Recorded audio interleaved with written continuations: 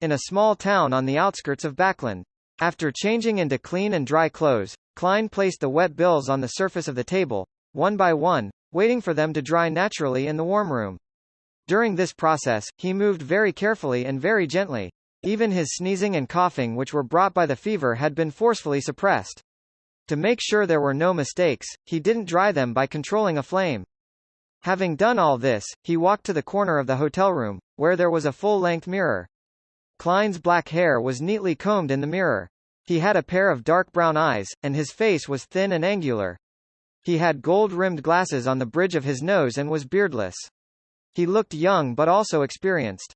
This was a modification of Joe Mingrui's appearance, with the traits of a native from the northern continent. Moreover, this was his youthful appearance during university when he was filled with vigor, one that had yet to be made fat by society. He intended to go back to Backland when things have settled down a little, and then he would get himself a legal identity for his current appearance. Compared to when he left Tingen, he had no shortage of appropriate channels. For example, he had Ian at the Bravehearts bar, Miss Sharon's circle, and Detective Isengard Stanton. How nostalgic, Klein whispered. He busied himself with a ritual in the room where the curtains had been drawn. He planned to bring creeping hunger above the grey fog to study it safely. Inside the silent, ancient palace, he appeared at the very end of the long bronze table, leaning back in his chair while holding a pair of thin gloves made of human skin. Immediately after, he closed his eyes and extended his spirituality into the object that required sealing. He immediately felt the hunger of the glove. It was as if it had a stomach that could never be filled, but above the grey fog, it was so tame that it didn't dare let out even the slightest bit of malice. It was like a hunting dog lying there, not daring to move at all. Then, Klein heard cries of indignation and groans of pain.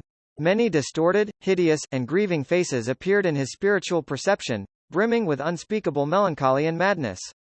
These faces were deeply fused with the Beyonder characteristics of different colors and different states. Wherever Klein's spirituality spread, it would combine with the corresponding faces and use the powers it had. This is the way to use it? Together with the help of divination, Klein made one attempt after another and figured out what the 5 souls that the creeping hunger could let out to graze. The first was faceless, but it only had the powers to change his appearance and build. The second was psychiatrist. He could make a target fall into a frenzied state, place a certain amount of psychological cues, and could simulate a dragon's might, intimidating individuals and groups, and creating chaos. The third was interrogator. It allowed the wearer of the glove to be proficient in the use of all kinds of weapons, become a demolition expert, possess the ability to focus his mind, and have the ability to pierce a target's spirit body. The fourth was nightmare. There was only one power, which was to drag someone into a dream without being detected. However, it was unlike a Beyonder of the corresponding sequence. It was accomplished by creeping hunger, so the wearer could still move their bodies after entering a nightmare state. The fifth was priest of light. It allowed him to produce a halo-like effect, purifying all undead and foul creatures within a certain range. At the same time, he also had the singing ability of a bard which could strengthen his companions, as well as summon the light of holiness which was weaker than flaring sun. The limit is 5 souls, and the powers are fixed when, letting them out to graze, for the first time. This isn't something I can decide for myself. It's purely based on luck. Maybe there can be 3 or just 1. Klein thoughtfully nodded, sighed, and said to the suffering souls, no matter what kind of people you were in the past, I will gradually free you from your imprisonment to acquire complete deliverance. In the future, the souls I graze will only come from people who have committed heinous and unforgivable crimes. For every such Beyonder I kill, I'll replace one of you and release you, regardless of whether I need their powers or not. His solemn but gentle voice echoed within the ancient palace. The wailing souls quieted down, no longer writhing in a hideous fashion. Phew! Klein exhaled, opened his eyes, tapped the edge of the ancient table with his fingers, and said to himself, that faceless's powers overlap with mine, so it's completely useless. Once I have something to replace it with, I'll release him first. Yes, when the time comes, I can attempt to channel his spirit and converse with him. Perhaps I might receive information regarding the high sequences of the seer pathway, as well as clues to the whereabouts of mermaids. No, there's no need to wait for a replacement. In a few days, I can make the attempt when I fully recover from my cold. The soul corresponding to the priest of light should be able to complete the incomplete formulas I previously obtained. Furthermore, he'll leave behind the corresponding Beyonder characteristic. That way, little son doesn't need to worry about his subsequent advancements. Yes, he will be the second to be released. As for me needing to feed a human soul and flesh to creeping hunger every time it's used, that's not something I need to pay attention to.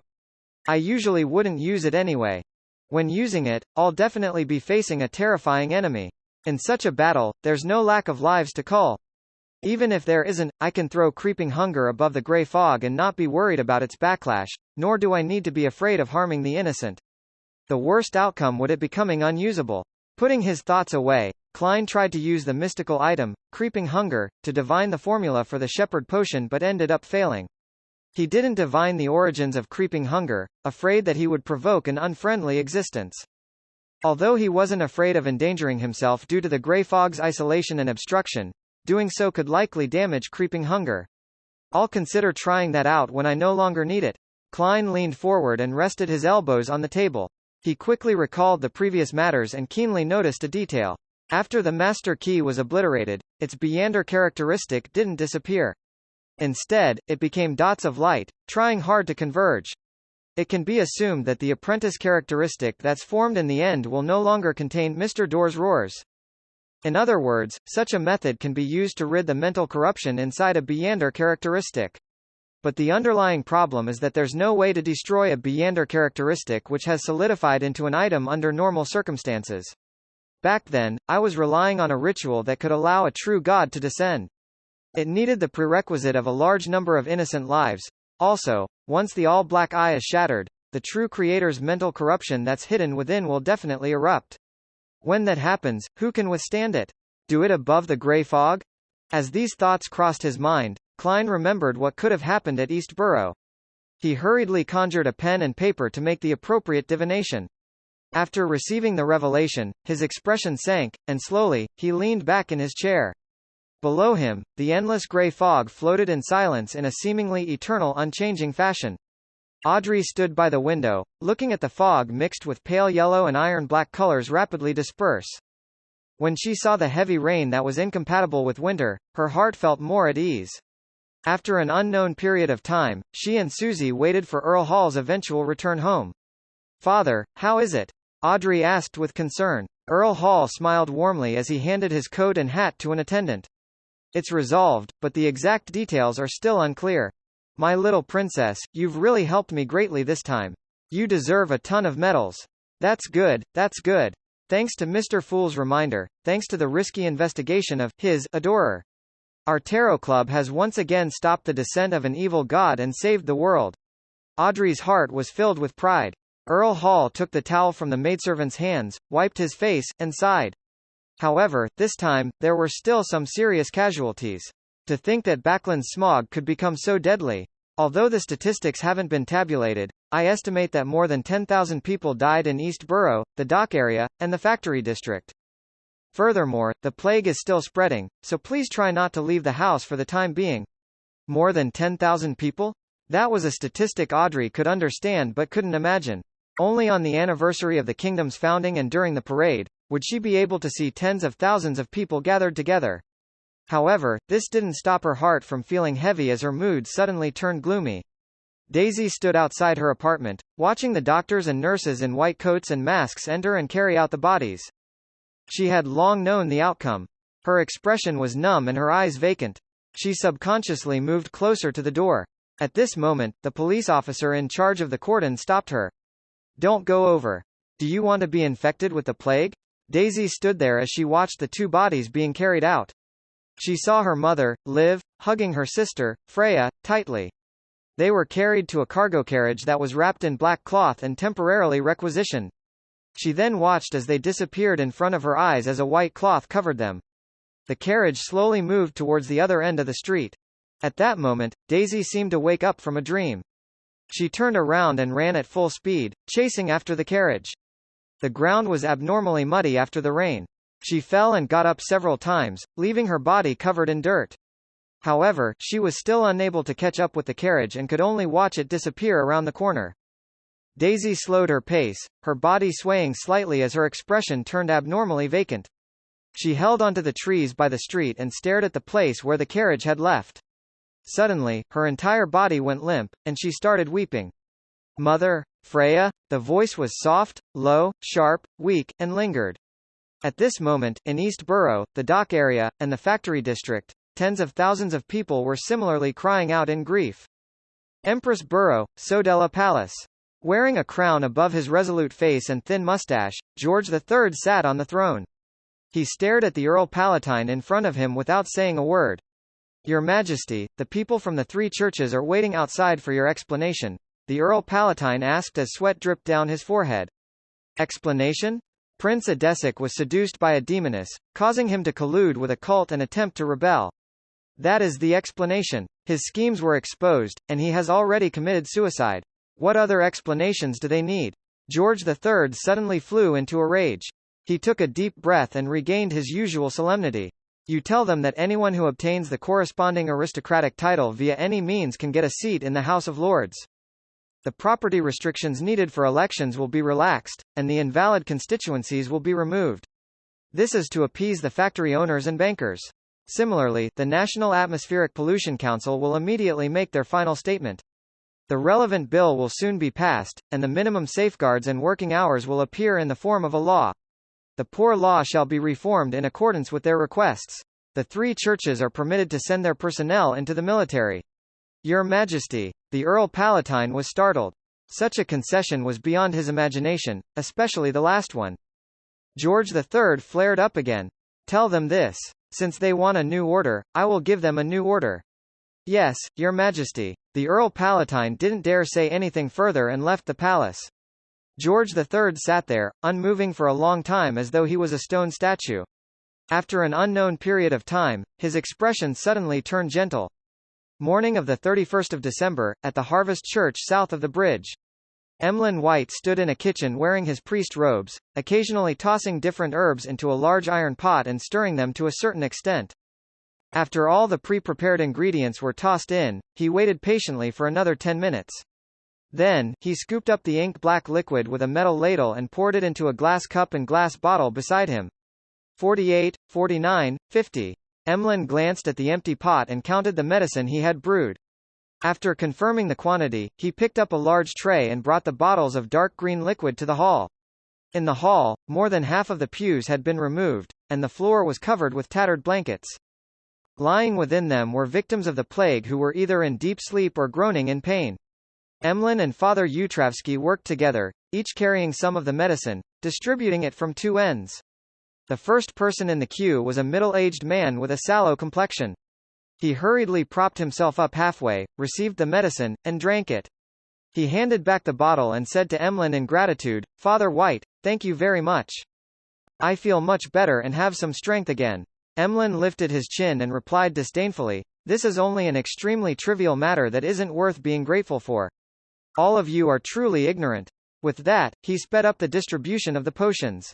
After 10 minutes or so, he returned to the altar of Earth Mother and complained to Father Yutravsky, "You should get 2 more volunteers." Father Yutravsky didn't respond. He looked at the patients and said with a gentle smile, "They should be completely healed in 2 or 3 days." "How do you know?" Emlyn turned his head in surprise. Father Yutravsky looked down at him benevolently and said, "Herbal medicine is one of the domains of the Earth Mother. As her believer, I do know some of the basics even if I'm not part of the Earth Pathway." Emlyn Tsked. "I'm not interested in religion and know little about it. Although I've been copying Earth Mother's Bible in the recent months," he inwardly added in a slightly resentful tone before saying, "Father, I didn't expect you to accept non-believers in the faith. Among them, only 2 or 3 of them are believers of the Earth Mother." Father Yutravsky smiled without minding what he said. "They are also lives, innocent lives." Emlyn paused for a few seconds, exhaled, and said, "Father, I've already found a way to resolve the psychological queue. Perhaps I will leave this place soon. Wait, why did I mention this? I was actually moved by him. What if he locks me up in the basement again?"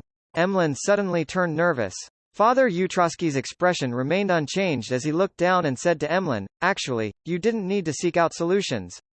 In a little while, the psychological queue will be automatically removed, and you will be free to choose whether to come to the cathedral any longer and I would have become the Mother's, no, Earth Mother's devout believer."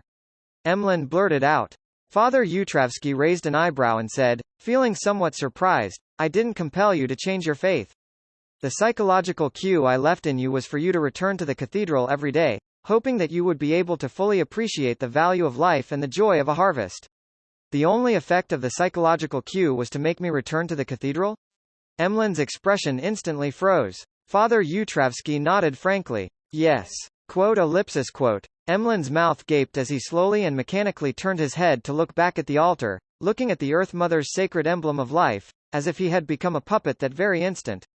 In the evening of the 31st of December. 2 Daffodil Street, Tingen City. Benson entered the house, took off his hat and coat, and chuckled. I've booked second-class tickets for the steam locomotive to Backland on the 3rd of January. Melissa, who was sitting in the dining room with several newspapers in front of her, worriedly said, Benson, the air in Backland is terrible. Tens of thousands of people have died from the poison and diseases caused by the smog a few days ago. It's a sad and regretful matter. Benson walked to the dining room, sighed, and said, but the 2 houses have already passed the report submitted by the National Atmospheric Pollution Council. There will be legislation to regulate the emission of smoke and wastewater, so a new Backland will welcome us. You don't have to worry too much. Having said that, he smiled mockingly. When I came back from Iron Cross Street, I found a lot of factory owners or their employees from Backland recruiting people. They said that due to the smog and plague, the factories there are suffering a shortage in manpower, so they're willing to promise that the working hours and minimum wage will be much better than the current standard. Heh. You think it's impossible? Melissa asked. When more and more people flock to Backland, it will be impossible unless both houses pass the corresponding laws directly. Benson spread his hands and pointed to the table. Well, it's time to receive the new year. There were 3 sets of forks and knives, 3 empty porcelain plates and 3 cups on the table. 3 cups. 1 for beer, 2 for ginger beer. In the evening of the 31st of December. Dressed to the nines, Audrey stood inside a lounge, waiting for the start of the New Year's party. However, one couldn't see the excitement, exuberance, and joy on her face despite the fact that she was about to become an adult. In front of her was a newspaper. On it was written, according to preliminary estimates, a total of over 21,000 people died in the fog, and the subsequent plague took the lives of close to 40,000 people. Among the deceased were young children, healthy young men, and women. Phew. Audrey couldn't help but close her eyes. Just then, her father, Earl Hall, and her mother, Lady Caitlin, knocked on the door and said in unison, Your beauty surpasses everyone tonight. Darling, it's time. The Queen is waiting for you. Audrey slowly breathed out and wore an elegant and beautiful smile. She then walked out of the lounge and entered the party's hall, under the company of her parents. She walked all the way up to the front of the dais and, under the gaze of many, handed her white, muslin-gloved hand to the Queen.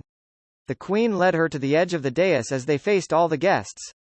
After a short pause, the Queen smiled and said, Although this is a dark period in Backland's history, we still have a gem that can illuminate the entire city. Her wisdom, her beauty, her character, her etiquette, are all impeccable. Today, I will formally introduce her to you. Lady Audrey Hall. Bang! Bang! Bang! Outside the window, the fireworks exploded into a dreamy light. On the last night of 1349, Audrey officially came of age and was presented to society. In the afternoon of the 3rd of January 1350, on the outskirts of East Borough, in a newly opened cemetery. Using divination, Klein found the graves of Old Kohler and Liv. This wasn't a grave in the truest sense of the word, but rather a niche where an urn was stored. They went on, row after row, stacked one above another. Standing there, Klein saw that not only was there no photograph or epitaph on Old Kohler's niche, but even his name was missing. Similar situations weren't uncommon. There were too many ownerless ashes whose relatives and friends couldn't be located. Their names, looks, and whatever experiences they had were unknown, nor did they garner the interest of anyone. They were only distinguished by the numbers on the niches. Klein closed his eyes, pulled out a slip of paper, shook it into a piece of metal, and carved a word on the niche's door, Kohler. Then, he added an epitaph. He was a good worker. He had a wife, a son, and a daughter. He worked hard to live.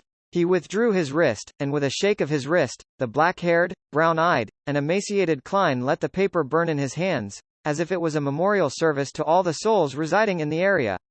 Instead of appearing to help Daisy, who had lost her mother and sister, he anonymously wrote to reporter Mike Joseph, describing the girl's predicament in detail, so as not to implicate her in his own affairs. Mike had met Daisy, knew about her, and had enthusiastically promoted the establishment of a corresponding charity fund. Therefore, Klein believed that he could help her receive more help so that she could complete her basic studies and find a stable job that could support her. Taking 2 steps back, Klein looked around, taking in the names, photos, and even the victims who had those missing. He raised his head, let out a long breath, turned around, and left the cemetery. On the steam locomotive to Backland, Melissa was engrossed in her textbooks, and Benson was soon chatting with the passengers around him. "It's too expensive, just too expensive. A whole 10 soldi, half a pound." A burly man who wasn't even 30 sighed from the bottom of his heart. "If it weren't for the fact that I couldn't buy a third-class seat or a boat ticket recently, I wouldn't have spent this money at all. This is equivalent to half a week's worth of my salary. Indeed, there are too many people heading to Backland after the new year," Benson agreed. The burly man wiped off his heartbroken expression and said expectantly, "Because they promised me 21 soldi a week and that I wouldn't need to work more than 12 hours a day, we signed a contract. When I receive my first payment and rent a house, my wife will come to Backland, and she'll be able to get a good job, a job that pays about 12 or 13 soldi a week. It's said that Backland is in dire need of people. When the time comes, we'll earn a total of over £1.50 a week, and we'll be able to eat meat frequently. Your wish will definitely be achieved. The king has already signed the bill, passing the law for a minimum wage and maximum working hours." Benson sincerely wished him well before smiling.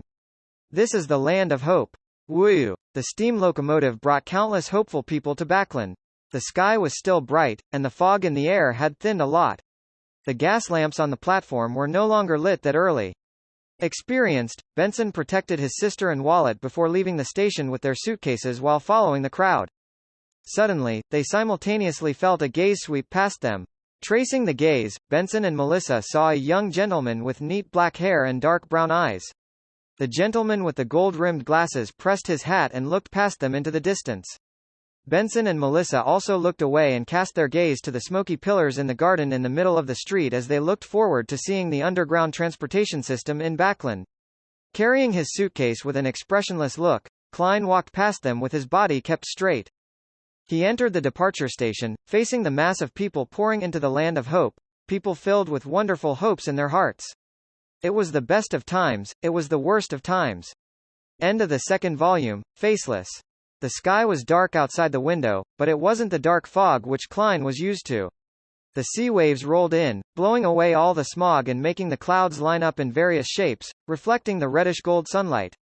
This was Pritz Harbor, the largest and busiest port in the Lowen Kingdom. Wearing a light vest and white shirt, Klein stood by the window and watched the outside world for a while until his pocket watch urged him to return to the mahogany table. In the warmth of the fireplace, he picked up a black, round fountain pen, unfolded a letter, and slowly wrote, "Dear Mr. Azek, forgive me for not writing to you until today, but for the past few days, I've been wandering in Backland, immersed in the devastation that has been inflicted on this great city by the events of the past few days. If we were ordinary people, perhaps we would have been covered with white cloth and carried to the crematorium, eventually settling in a tiny niche. I've waited for quite a while and finally found an opportunity to retrieve what belongs to me. This includes the card of blasphemy I promised you. In addition, there's another item which I will get the messenger to bring to you as well. It's a copper whistle that can summon a messenger. It comes from a chance encounter of mine, regarding an elder who crawled out of his coffin. I'm sure you're puzzled having read this, as the description I used similarly points to you. This is what puzzles me. Ellipsis. This is exactly what happened. I suspect that the original owner of the copper whistle is a member of the numinous episcopate that tries to revive death. Furthermore, his level isn't low. Perhaps you'll be able to tell something from this copper whistle. Before leaving Backland, I will write to the machinery hivemind to describe the massive underground ruin where you fought in Zangwil. I hope that they will be able to figure out the truth with the help of this information. After going through a roundabout and indirect test, I've confirmed that they do not have any enmity towards you and me for the time being. If you're in trouble, perhaps you can try seeking their help. Finally, I have one more question. Is there any way to remove the residual mental corruption of a Beyander characteristic that has already solidified? I am about to set sail. I wish you a smooth journey in finding your memories and a safe journey for myself as well. Your student and friend, Klein Moretti. Putting down the pen and reading it once more, Klein folded the letter and stuffed it into the envelope along with the Dark Emperor card and the copper whistle left behind by the suspected numinous episcopate member. When he was done, he picked up the copper whistle Mr. Azek had given him and summoned the messenger by blowing into it. The messenger was still nearly 4 meters tall, made purely of white bones, its eye sockets burning with black fire. However, Klein's spiritual intuition told him that this was another messenger. Sighing secretly, Klein raised his arm and placed the letter into the messenger's lowered palm. The messenger lowered his head to take a look, before quickly disintegrating into bones and drilled into the ground like a torrential downpour. Seeing this, Klein lightly tapped his right molar and deactivated his spirit vision. He returned his gaze to the table, where there was a pale yellow identification card. This was a necessary item required for official purchases of any voyage tickets. For this, he had specially gone to Sharon and obtained a new identity through her circle. This identity was that of a bounty hunter, a lunatic who was eager to go on an adventure at sea to get rich. In accordance with Klein's wishes, his name was Gehrman Sparrow.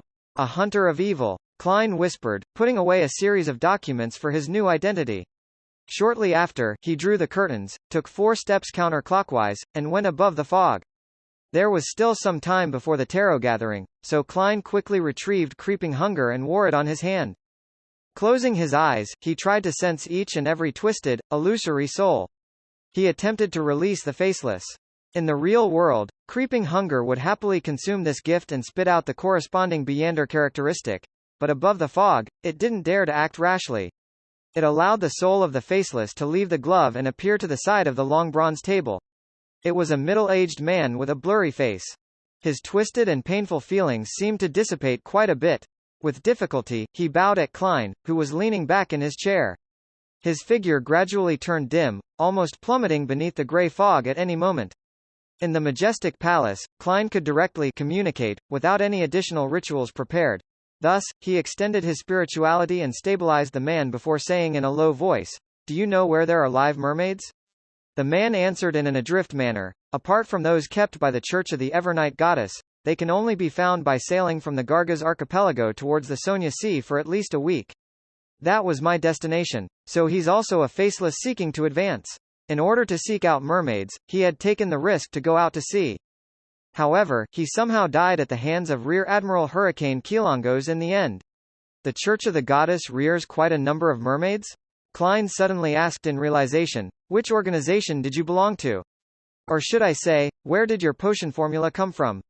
The blurry-faced middle-aged man's body suddenly trembled. It was only 2 seconds later that he spoke up. "The Secret Order. I belong to the Secret Order." "Secret Order? Doesn't the Secret Order rear their own mermaids?" Klein hesitated for a moment before asking, "Have you ever seen your leader, Zaratul?" The illusory and transparent faceless was silent at first, but then he shouted with a sharp voice, "I have. He's abnormal. He's an undying monster." As he spoke, his figure became increasingly thin, almost on the verge of dissipating. As expected, Zaratul is still alive. Just what had happened for a Secret Order member to be so afraid of him? More accurately, I should use him. Klein quickly asked about another key issue. "Apart from the treasures left behind by the Antigonus family and what your Secret Order has, is there anywhere I can get the high-sequence Beyonder formulas for the Seer pathway?" The faceless turned increasingly transparent and more illusory. He finally left the words, "The Church of the Evernight Goddess. Cathedral of Serenity. The Holy Cathedral." Klein silently watched as the faceless's spirit body achieved complete liberation as he repeated the words. The Cathedral of Serenity was the headquarters of the Church of the Evernight Goddess, also known as the Holy Cathedral according to the Nighthawks. There really are high-sequence potion formulas of the Seer pathway hidden there. I wonder how many secrets the various churches have kept buried and hidden.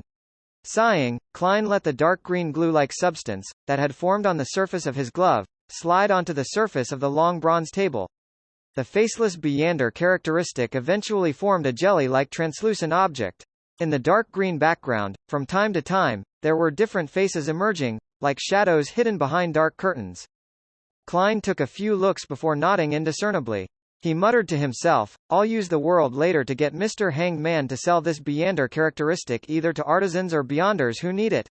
Although he had found a flaw in the official Beyonders' surveillance of 15 Minsk Street by means of divination above the grey fog, he didn't return there so as to not provoke them or expose the secrets of his spirit body. Instead, he spent extra money to buy a change of clothing and other daily necessities. All of that amounted to £12. Together with the £8 paid for the documents of his new identity, his wallet was so empty that there was almost no need for it to exist. As for the 10% stake in the bike company, Klein found an opportunity to meet with Isengard Stanton and signed a legal agreement to entrust the matter to him. After all, their relationship wasn't a secret in the eyes of the Nighthawks or the machinery hivemind. I still have £5 in cash and 5 gold coins. It will cost £4 to head for the Rorstad archipelago, and that's for a third-class ticket at the lower deck. It would take at least £4 to go from the Rorstad archipelago to the Gargaz archipelago. I have to quickly sell off the faceless Beyander characteristic. This way, I would be able to afford a second-class cabin and eat decent food. Thanks to Emlyn's suitcase being placed above the grey fog all this time, I've had to buy another one.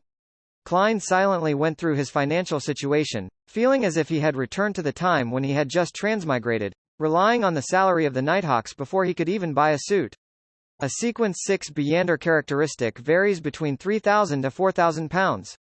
If I encounter someone in desperate need for it, then it can be sold at a premium. But apart from maintaining my living expenses, I have to consider the cost of the Nimblewright Master's supplementary ingredients. I also have to consider the cost of the ritual needed to eliminate the mental corruption. Klein sighed and took out his pocket watch to take a look at it. Seeing that it was about time, he sent a message to Little Sun to prepare for the gathering. Furza's vision turned clear as she saw 3 figures sitting across the long, mottled table. A new member? With a thought, she quickly settled down. At this moment, she didn't care if the Tarot Club had any new members. Her mind was filled with the incident of the smog and plague from last week. She vividly remembered that the world had warned herself and Miss Justice at the last gathering that something huge was brewing in Backland, which could likely bring about a tragedy. Mr. Fool had confirmed that conjecture, and he had further pointed out that the person at the heart of the problem was Prince Adesic. She didn't doubt Mr. Fool's abilities and felt that the tragedy needed time to brew, giving her plenty of time to investigate. Who knew that it would come so quickly and so suddenly? Prince Adesic was also reported to have been infected in the haze and unfortunately died. It really happened. It really happened. Thinking back to the contents of the newspapers from a few days ago, she seemed to understand something, but she wasn't sure of it. For a moment, she felt terrified and uneasy. As a Sequence 9, I seemed to have become involved with terrifying matters that involved a huge city, a prince, and tens of thousands of lives just because I'm a member of the Tarot Club. It was only at this moment that the magician, Furs, realized the importance of being a member of the Tarot Club. Then, she heard Miss Justice's usual greeting that lacked her exuberance. "Good afternoon, Mr. Fool. You saved Backland again." "Ah? What? When was I saved again?" The Moon Emlyn listened blankly. As he thought back to the recent events, the Moon, Emlyn, was quick to associate it with the Great Smog and the plague outbreak, guessing that this was what the lady opposite him was referring to. "But I heard that it was the work of a demoness of despair who was trying to advance herself. Furthermore, the Church of the Lord of Storms responded quickly, creating a hurricane to blow everything away. How could it be said that the Fool saved Backland?" Emlyn, who had an entire clan behind him, was quite well informed. Upon doing the comparison, it was hard for him not to be surprised and confused. Although he had always been proud and didn't wish to spend time on social interactions, he still felt an instinctive fear when faced with a hidden existence that he had to address with he. He didn't dare to open his mouth to ask and decided to listen for a while. Alger, even though he was drifting out at sea, had received news of the Great Smog in Backland. He was interested in the secrets and the truth behind it, confident in the belief that this was definitely a struggle between deities. After all, it had attracted the attention of Mr. Fool. "I'll ask Miss Justice when we exchange information. However, she might not be too sure of the details. It's rather impossible for her to know too many details based on her standing. She has great curiosity." To open up with such a greeting, she would definitely attempt to get an answer from Mr. Fool, hoping to get an answer. "I hope that I have the opportunity to listen in from the side."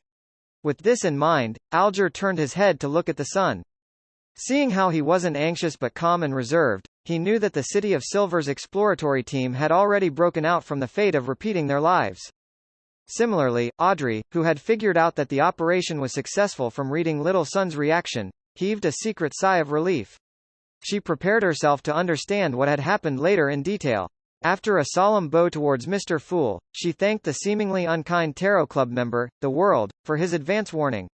"Mr. World, if it wasn't for your advance warning, then perhaps tens of thousands of people would have died in Backland during this great smog. In truth, I was also doing it to save myself." Klein controlled the World to give a hoarse laugh. He said it with sincerity and without any trace of acting, because if it wasn't for Miss Justice, who was notified in advance and warned the Church of the Evernight Goddess, then the powerful existence who erased Mr. A wouldn't have arrived in time, and he himself might not have been able to hold on for long. If Mr. A had disintegrated me and ate me, then perhaps I might not have a chance of reviving. Klein thought in appreciation. Mr. A's feasting would literally be feasting. Immediately after, as the fool, he leaned back in his chair and responded with a smile, "All I did was provide some trivial help." No, your adorer really helped save Backlund. His contribution is the greatest amongst everyone, Audrey praised from the bottom of her heart. His warning allowed the goddess, the Church of the Evernight Goddess, to make preparations, wiping out the demoness of despair in a timely manner and preventing the primordial demoness from awakening. It allowed the contamination of the Great Smog to be kept under control. Furthermore, he even destroyed the Aurora Order's ritual, preventing the attempted descent of the true creators once again, keeping him at bay from the real world. Audrey received unanimous praise by Earl Hall and his wife for providing the most important information. They hadn't concealed the results of the investigation and some of the details they had gathered from her. Of course, they also raised their wish as parents that their daughter wasn't to get too involved with that secret organization. It would be enough if she stayed in the outer circle and gathered some information, then maintained her strength below that of Sequence 7. The primordial demoness's awakening, the true creator's attempted descent. What exactly happened in Backlund? At the same time, Alger and Emlyn had the same reaction, but their expressions were different. The former only slightly raised his eyelids as his pupils contracted, unconsciously sitting to the side a bit, while the latter gave the illusion that he was about to jump up. Mother, no, esteemed Moon, when did Backlund become so dangerous? Two evil gods had actually made their appearance during the Great Smog. Is that young lady lying? Even though Mr. Fool is an existence suspected of being a deity, it's also impossible that he would simultaneously offend two entities of the same level, right? Could it be that he is actually the incarnation of a true god? Or is there an alliance of deities behind him? Is that why the ancestor asked me to pray to him? The more Emlyn thought about it, the faster his heart beat, but it was impossible for him to receive verification. The fact that Sanguine had the nickname, Vampire, didn't mean that they didn't have a heartbeat. It was just that they were relatively slow, and the heart itself was one of the Sanguine's fatal weaknesses. Indeed, it's an event that had attracted the attention of Mr. Fool. But, what benefits could he gain from sabotaging the evil god's plans? Alger sighed inwardly. Furs was surprised and frightened. She didn't expect that the horrible Great Smog that had taken the lives of tens of thousands of people would conceal an even more horrifying truth. If it hadn't been stopped in time, the whole of Backlund would have been destroyed, and Zio and I wouldn't have survived. Furs swallowed a mouthful of saliva hard. Her feelings were similar to Audrey's feelings as well. Through this matter, this young noble lady clearly understood one thing, which was that the life she believed to be peaceful and calm was like a soap bubble amidst a clash between deities. Just a slight perturbation could immediately pop it into nothingness. Or it could be said that the entire kingdom, the entire human society, exists only because of the balance between the deities, and this balance is extremely fragile. Every time a similar thought gushed to her mind, Audrey felt a wave of grief wash over her. Klein was pleased when he saw that someone knew and remembered his contribution.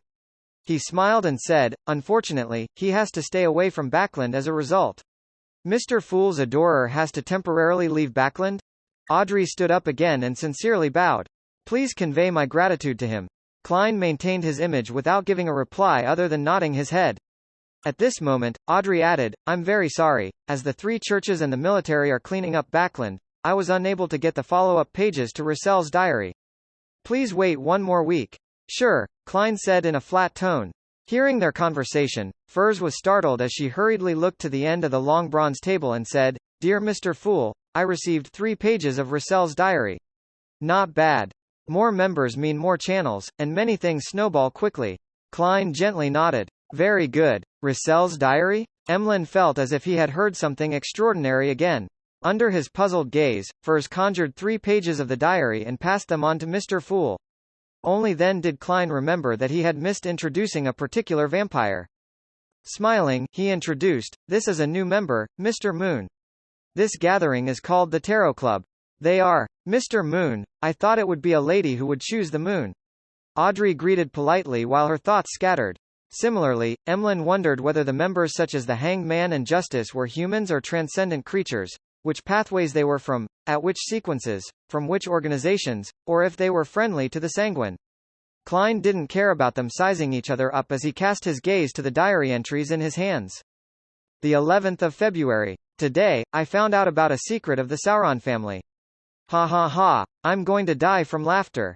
Ha ha ha, so it turns out that the hunter pathway that they possess will change gender at sequence 4.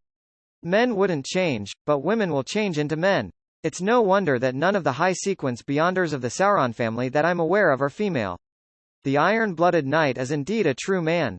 Ha ha ha, if it wasn't for how sensitive this secret was, then I would even feel like ridiculing Florin next time. The Sauron family ancestor that he looks like might have been a woman. This potion is way too much a trap, isn't it? I hope the Savon pathway wouldn't have any strange changes upon reaching the high sequences. I don't want to one day suddenly realize that I either don't advance, or I have to change into a woman. The first thought that flashed through Klein's mind at the sight of this diary entry was, Emperor, you won't become a woman, but you will do it with a demoness, perhaps more than one. Indeed, there's a pathway that changes women to men. Furthermore, it's within the ones I expected. Hunter represents war, causing women to change genders at sequence 4. This is a little odd. The demoness pathway changes at sequence 7, which it doesn't actually strictly correspond. Klein felt the warped and feeling of madness even more acutely. It was a result of the extreme asymmetry. Could it be that the underlying logic of this world is chaos, distortion, madness, and asymmetry? He tried his hardest not to frown. The 12th of February. This won't do. I want to laugh whenever I see Florin. Ha ha ha ha. The 15th of February, the modified artillery I designed and supervised was completed. The effect was worse than I expected, but the problem isn't that great. With it and mass production, I'll be able to show the world what true advanced tactics are. In order to celebrate, I decided to hold a banquet to invite those fellows who looked down on me. Just wait to be slapped in the face. The Emperor truly doesn't let a grudge go. While sighing, Klein turned to the second page of the diary. The 5th of May, that unspeakable organization called for another gathering. I'm struck by the way they gather their members every time. It's phenomenal, no, a miracle. With my earlier observations, I raised some problems at this gathering. For example, all the sequence 0 names have a high enough level on the blasphemy slate. Only Red Priest appears rather unique. It doesn't sound strong enough. The old gentleman sitting beside me told me that red represents the red of war, and priest can be understood as the ritualist of strength at its core. Someone objected, believing that the priest in Red Priest represents being a priest of that creator. I leaned towards the former and asked for the name of the old gentleman in a low voice. I didn't know the identity of every member. To put it in an extreme manner, I only know a portion of them. The old gentleman answered me with a smile. He said his name was Hermes. Hermes? The Hermes who created the language of ancient Hermes. Hermes, the founder of humanity's mysticism? Hermes? That's an ancient powerhouse. Klein frowned slightly. With his solid knowledge of mysticism, he was well aware of the era in which the old gentleman who had created the language of ancient Hermes had been active. That is during the second epoch when the giants ruled the land and the dragons soared through the skies. In a particular sense, he appeared before the god of combat and the Earth Mother in human history. In other words, even Little Sun, who didn't know the 7 gods before joining the Tarot Club, would likely know of the name Hermes. Yes, I should find a chance to confirm this using the world. That old gentleman had personally experienced the period when early humans tested the potions themselves, slowly seeking the thorny path of the powers of a Beyonder, one step at a time. He had used Jotun and Dragonese as blueprints, and standing on the shoulders of the pioneers, he created a Beyonder language that belongs to humans. He probably saw the first blasphemy slate. He actually survived until the time of Emperor Russell, and he might even be alive until now. This is a living fossil of human mysticism. Klein felt a surge of emotions. On the other hand, he felt the terror of the Twilight Hermit Order. It even had Hermes as one of its members. As for the other secret organizations, or even internally to the 7 churches, they will often use ancient Hermes to perform sacrificial rites and rituals. The Twilight Hermit Order is really high-end, grand, and of a high level. Klein couldn't help but sigh inwardly. What he envied most wasn't the existence of Hermes, a legend who lived throughout human history, among the Twilight Hermit Order, but the fact that they possessed the second blasphemy slate. This is simply cheating. Klein sighed at the thought of how the Tarot Club only had 1 out of the 21 cards of blasphemy. He turned his focus back to the paper and continued to read the remaining entries of the diary. Heavens! The old man sitting next to me who looked so ordinary and nothing special was actually Hermes. He lived from the Dark Second Epoch all the way to the Beander decline of the Fifth Epoch. I made the right choice joining this organization. I can see my bright future. Not using 3 exclamation marks to describe my feelings right now just isn't enough. This bunch of big shots, these undying old bastards, are all gathered together because they believe in the opinion that twilight is approaching? No, it's definitely not the case. At least, I'm not. There must be people among them who passionately believe in those ideals, purely waiting for the original creator to awaken, hoping for the progress of history to develop to that node as predicted. Heh, according to my understanding, it's most likely not an awakening, but a resurrection. But there can't be more than half of those people.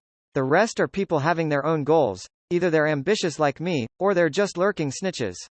Wait a minute, I thought of a problem. I quickly joined the gathering after I agreed to the secret invitation, but I didn't undergo any scrutiny, and although the person who called for the gathering said that the members of this gathering had their differences and had to vote for me to join, barely allowing me to join after a majority vote of 2/3, but that's not the point. The point is that they don't care if I believe in the idea that twilight is coming, nor do they mind me having all sorts of thoughts. What are they relying on to determine that I won't bring harm to this organization? Could there be a high-sequence Beander of the spectator pathway among them, one that reaches the level of an angel? He had created a secret psychological cue in me through my verbal promise without me realizing it. And that they're confident enough to discover the hidden malice of its members? That might be possible, but thinking about it makes me shudder. In addition, without permission, once the name of that organization is mentioned to the outside world, it will be immediately noticed. They even gave me a few examples of former members who were eliminated. Writing on paper or in a newly created language wouldn't do as well. Let me think. Sequence 2 of the spectator pathway is discerner while sequence 1 is author. Who among them fulfills the corresponding traits less than sup greater than 1 less than sup greater than? Yes, I have a preliminary suspect, the person who convenes the gathering. Yes, there's also sequence 0 of the spectator pathway. Its name is Visionary, but I don't believe anyone here has reached the level of a true god. Otherwise, there's no need to hide behind the scenes. Of course, they might have divine items at the sequence 0 level or the uniqueness of a particular pathway. Perhaps it's what creates this realistic dreamscape that can connect the east and west shores of the continent while having the ability to react the moment its name is mentioned. I didn't think too much into it back then. Amidst my shock, I asked about a few other matters, such as why the term authority is used in the description of deities. Old Mr. Hermes gave an interesting answer. When he saw this, Klein realized that the diary page had already reached its end. He quickly turned to the next page, but he quickly turned back because the following page didn't connect to the previous page at all. Where's the answer? Is it on the next page of the original diary, or was he too lazy to write it because it's too long? Or he felt that there's no need to jot it down in the diary? Klein was so frantic that he wanted to transmigrate and grab Brissell by the neck to get him to tell him what Hermes had said. Of course, he didn't show any signs of emotion on the surface, nor did he make any additional body language. So the spectator pathway's sequence 0 is called Visionary. This corresponds well with the dragon of imagination. I thought it would be dragon. Visionary adheres more to what humans know, which also means that consuming the corresponding sequence 0 potion wouldn't necessarily change one into a dragon. Sequence 1 author. Just from the name of the potion, I find it quite similar to that Quill 008's traits. The Twilight Hermit Order's method of summoning members is a realistic dreamscape that connects the eastern and western ends of the continent? The miracle description at the beginning of the diary gave me a fright. I thought they had the gray fog or the mysterious space above the gray fog as well. Klein calmed his emotions and discovered that the single diary page provided a lot of important information. First of all, he knew that the ancient sage, Hermes, had at least lived to Rissell's era, which was about 100 or 200 years ago, and he was a member of that mysterious organization. Second, from Rissell's description of how the organization's name couldn't be spoken, he basically confirmed that the mysterious organization was equal to the Twilight Hermit Order. Finally, he learned the Sequence 0, Sequence 1, and Sequence 2 names of the spectator pathway. Although they wouldn't be needed anytime soon, they enriched his accumulated knowledge of mysticism. Perhaps Miss Justice would ask the relevant question at any time. Her curiosity had always been strong. Forcing himself to forget the missing answers, Klein turned to the last page. As he read, Audrey habitually observed the details, and she acutely noticed that the Dark Emperor card, which Mr. Fool had placed face down on the long-modeled table, was missing. He gave it to an adorer to provide the appropriate help, or he exchanged items with some existence. Audrey blinked, trying to guess the reason. She was more inclined to the first theory, because without the help of Mr. Fool, his adorers wouldn't necessarily be able to destroy the ritual for the descent of the true creator. It's a pity that Father is unable to see the detailed file. Otherwise, I would know who Mr. Fool's adorer is. He's a man of medium height, dressed in Lowen's most popular double-breasted frock coat, and he had been near Red Rose Manor at the time. I should be able to lock onto a target by using this information as a basis for investigation. But that might anger Mr. Fool. He hasn't permitted me to expose the identity of his adorer. Audrey, don't think too much. Don't be curious. Perhaps you'll meet in the future. Audrey retracted her gaze. At this moment, Klein felt like laughing because of the contents of the last page. The 16th of March, my first time attending a noble ball in this world. The young ladies and madams are a lot better than I imagined. In the novels I read, they didn't bathe in the Middle Ages and relied on perfume to mask their disgusting body odor. They would frequently step on feces when they were out, and easily smeared their faces with things that are laced with poisonous heavy metals. But it's different here. They love to take baths. They have charming perfumes, fair skin, and tight waists. Most of them have pretty good figures. I overcame my nervousness and had a nice chat with the young daughter of Viscount Dorillos. We talked about the meritorious deeds of my ancestors, talked about my family's estate, and my present aristocratic title. Then, she politely mentioned that she wanted to get something to eat. I didn't pay much attention to it at the time since hitting on chicks needed to be taken slow, but when I went downstairs to take a walk in the garden, I found her in an empty study F. King with the eldest son of Earl Fleury. F.K. This is their first time meeting each. Is it me, Huang Dao, Roussel, who isn't good-looking enough? Or am I not entertaining enough? How realistic. Fortunately, the madams have treated me quite well. I can sense the hidden passion within them. Hee. Roussel really wasn't used to the Intis style at first. According to historical records, the Gustave family had been on the decline for several generations, with only their aristocratic title of baron and a little property estate to their names. This lasted until Roussel made his fortune. I didn't expect the emperor to have a woman snatched away. Wait, I remember Roussel mentioning in his diary that he had done it with Countess Fleury. Impressive. Impressive. Klein looked down at the two remaining diary entries. They were of no value and were accounts of Roussel's life in the manor. The entire content was him wanting to hunt, his missing of delicacies, as well as his hopes of obtaining Beyander powers and beautiful maidservants. Klein leaned back a little, allowed the diary pages to disappear from his hands, and said with a smile, "You may begin." Audrey immediately looked at the sun diagonally across from her. "Have you extricated yourself from the cycle?" Derek nodded honestly first before bowing towards the end of the bronze table. "Honorable Mr. Fool, thank you for your guidance. It allowed me to find the key point of the Angel of Fate on the mural with the words, Rose Redemption. It aided the chief in destroying the repeated cycle of fate." "What Angel of Fate? I don't know anything." The very puzzled Fool, Klein, replied with a smile, "Not bad." Emlyn was similarly confused. Words like, Rose Redemption, Angel of Fate, and destroying the repeated cycle of fate, were beyond his understanding. He only felt that he could understand every word, but had no idea what they meant when placed together. Could it be that the young son had just escaped the pursuit of an angel? Emlyn guessed from the small amount of information he could understand. After Derek thanked Mr. Fool, the hanged man shifted his position slightly, leaned slightly towards him, and kicked off from Miss Justice's question.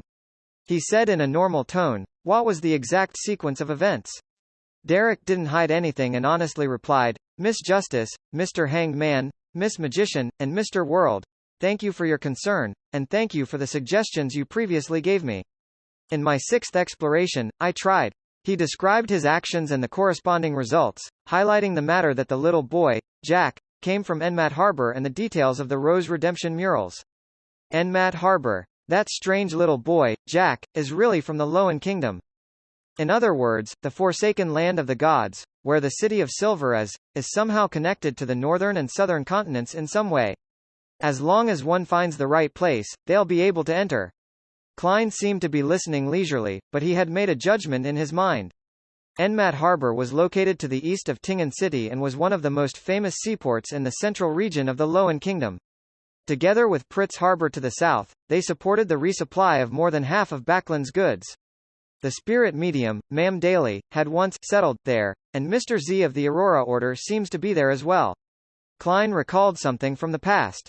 The same judgment also appeared in the minds of Alger, Audrey, and Furs. Towards this, some of them had pure excitement, others filled with curiosity and worry, fearing that the all-consuming darkness around the City of Silver would continue to spread, eventually enveloping both the northern and southern continent and the five seas. The chief told me that he recalled some unverified content recorded in some ancient books, based on matters that had happened in my warning. Rumor has it that when the Lord that created everything, the omnipotent and omniscient God had his attention on this piece of land, he had several angels surrounding him. And there were 8 leaders of the angels, powerful beings that were closest to God's throne. Among them included the Son of God. Derek recalled Demon Hunter Collins' words and slowly said, he suspected that Amen is the angel of time among the kings of angels, and the mural depicted the angel of fate, tail devourer Ouroboros. 8 kings of angels? The 8 kings of angels who are closest to the Creator's throne. Audrey was inexplicably excited when she heard this. She couldn't help but curiously ask, Mr. Sun, what are the titles of the other 6 kings of angels and their names? The chief didn't say, nor did I dare to ask. Derek replied, ashamed. I really want to know the answer. Audrey subconsciously looked towards the end of the long bronze table, looking longingly at Mr. Fool who was shrouded in grey fog, hoping to get the appropriate answer. She had already decided on the price she was willing to pay. Why are you looking at me? I don't know either. Klein controlled the twitching of the corners of his mouth. Of course, he wasn't completely clueless. He could barely guess who 2 of the kings of angels were. The evil spirit in the underground ruin had described the Medici family as one of the founders of Rose Redemption. According to that mural, the angel of fate, Ouroboros, is likely one of the leaders of Rose Redemption. Both basically have equivalent standing, which is to say that the Medici family possesses a king of angels, but it cannot be determined if he has already perished. The Medici family is suspected to be in control of the Hunter pathway, which is the Red Priest pathway. That King of Angels title should be Red Angel or Angel of War. Since the Son of God is a King of Angels, Amen is one of them, being Angel of Time. Then Adam might not be one, but I can't confirm his title. As for the other 4 kings of angels, I can't guess who they are. Perhaps there might be one or a few of them inside the Twilight Hermit Order. It's possible. The Twilight Hermit Order views the fallen creator as its enemy, making it at odds against Rose Redemption, which worships that evil god. Perhaps its true origin comes from those few kings of angels. Right, there's indirect evidence which isn't substantial enough. According to the legends of the City of Silver, the authority of the Dragon of Imagination, Enkiult, was taken back by the Creator. Logically speaking, it's not impossible for the Lord that created everything to give a portion of the authority to a king of angels by his throne. And from the description and guesses from Russell's diary, the Twilight Hermit Order likely has a spectator, which has the strength at the level of an angel in the visionary pathway or even higher. The two can form a correspondence. Hermes is a person who had experienced that piece of history. As these thoughts flashed through his mind, Klein smiled and said, "You will come into contact with it in the future. When I figure it out, I'll sell you the appropriate information," he added inwardly. Seeing that Mr. Fool had no intention of answering, Audrey looked away with a slight sense of loss, motioning Little Sun to continue his story. Alger had a bold idea. The history before the Cataclysm can no longer be referenced.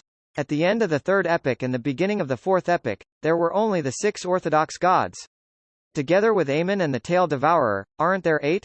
They had benefited from the death of the Creator and succeeded in advancing to Sequence 0? For a moment, Alger felt that his thoughts were blasphemous actions that could be punished by fire, but he was also unable to contain his excitement. He finally calmed down and concentrated on listening to Little Sun tell his story. Towards all of this, Emlyn could only respond with a blank look. For all this, Emlyn could only respond with a blank expression. Although the Sanguine had a long history and lifespan, so they knew quite a bit about the history before the Cataclysm, they were all concentrated before the ancestor fell asleep, and it didn't involve the so-called Kings of Angels. While Derek was recounting the details of how the City of Silver, Chief Colin, destroyed the repeated cycles of fate, Klein was thinking of another matter. It can be roughly confirmed that the tail devourer, Ouroboros, is the sequence 1 snake of Mercury of the monster pathway. All the kings of angels correspond to sequence 1s? Could that angel of fate be the one pursuing Will Ossipton? If he is, that means that the true creator's forces in Backland aren't limited to Mr. A and his subordinates. However, the 2 snakes of Mercury are fighting for the position of sequence 0, to the point of draining all of the tail devourer's strength. He should be fully occupied and cannot spare time for this. Of course, I can't eliminate the possibility that Will Ossipton is equivalent to Ouroboros. However, the chances aren't high. Rose Redemption has quite a number of demigods and even angels. There's no need to let the tail devourer restart his life as an ordinary person without protection. There's another possibility. The 2 snakes of Mercury in Backland aren't the angel of fate. The latter is still active in the forsaken land of the gods. That way, all 3 snakes of Mercury are accounted for. After finishing his recount of how they escaped the cycle, Derek expressed his gratitude once again.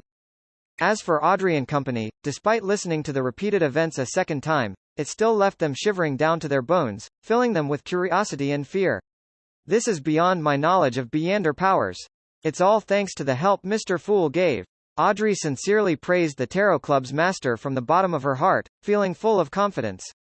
Alger and the others had similar thoughts as her. They all thought that the repeated cycles of life were close to a miracle that could only be destroyed by a deity. Fortunately, the master of the Tarot Club was a deity. Mr. Fool was a deity. At that moment, Derek looked opposite him and sincerely said, "Miss Magician, due to some unexpected circumstances on our return to the City of Silver, despite it having been resolved, we have slowed down. It will prevent us from returning to the City of Silver on time. Your Spirit Eater's stomach pouch will require another day or 2. Yes, I believe I'm no longer under surveillance. No problem, I can wait. I've prepared enough gold," Furs said as she let out a sigh. She had sold the Mirror Dragon's eyes to Miss Justice and had received £1,000 in cash. After informing her teacher, Dorian, of the exact results, her honesty had been praised and approved. Dorian told her that the £800 offer had been made in order to give her about £100 in labor fees. As such, the extra £200 would be a bonus for her. In other words, she had earned £300.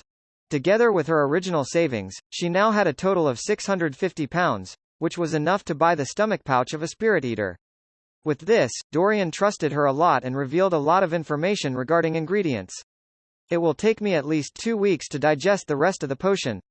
I'm not in a hurry." Looking diagonally across the table, Furs said, "Mr. Hanged Man, there's news of the dragon-eyed sea condor you require. £2,200. Dorian had given a reference price of £2,000. On the one hand, Furs had allowed room for bargaining, and on the other hand, wished to earn a little more. £2,200. Alger couldn't help but frown. His financial situation wasn't looking good after he purchased the wind-blessed potion formula.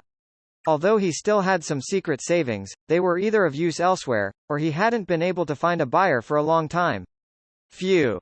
He secretly let out a sigh and calmly said, "Very well, but I'll need some time to collect the funds.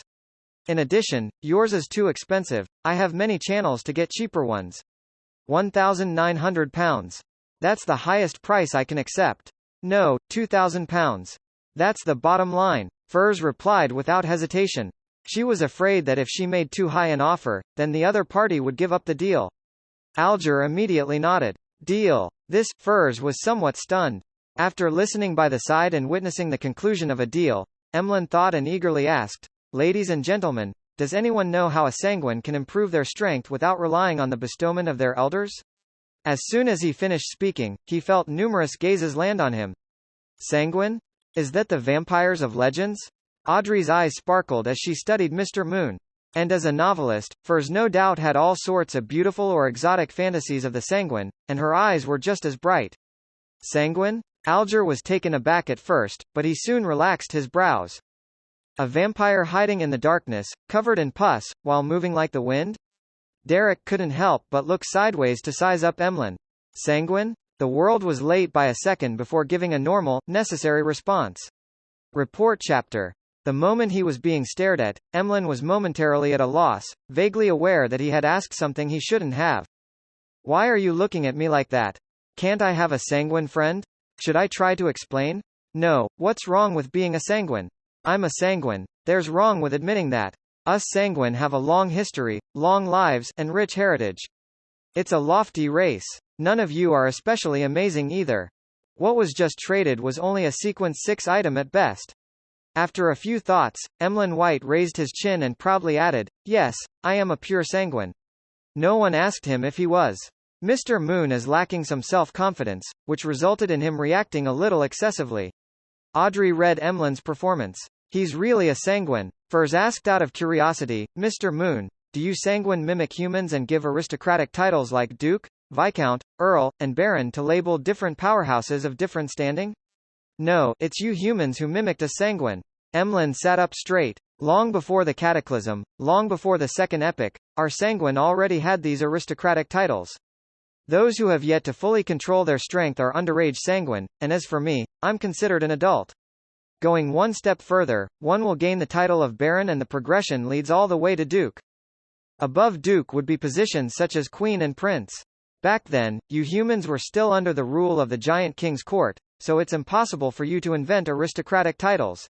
The moment his voice fell, the nearby Derek blurted out, "There are no such records in the history of our City of Silver." The categorization of the sanguine was determined by the appearance of the blasphemy slate. Prior to that, it was very vague and ambiguous. There were only titles such as the different family clans' head or leaders of a territory. Standing atop all is the ancestor, Lilith. After that, it strictly followed the potion system, named after the different sequence names. Emlyn replied scornfully, "The history of our sanguine was written with our long lives. It's not something that can be overturned by the random records of some small, ordinary city of silver." "Wait, they keep mentioning the City of Silver. Where exactly is it? Why haven't I heard of it?" After the retort, Emlyn realized that he had apparently overlooked something important. "Our City of Silver doesn't make up history. Our records come from ancient books that can be verified or from the ruins of other cities," Derek emphasized, somewhat aggrieved. "If no one stops them, then I think they can argue about this matter until the end of the gathering." Although Little Sun is honest, sincere and reserved, he has a very stubborn and persistent personality. On the other hand, Mr. Moon seems to care especially about the history of the sanguine. Audrey did her daily observations as a telepathist with piqued interest. At this moment, Alger interrupted the discussion between the sun and the moon. "I know how to raise the strength of a sanguine." Emlyn's attention was diverted. "Ah, Mr. Hanged Man, what payment do you need? I can use some of the lost history our sanguine has in exchange." Alger revealed a smile. "No, we're all members of the Tarot Club. This kind of information exchange is free of charge."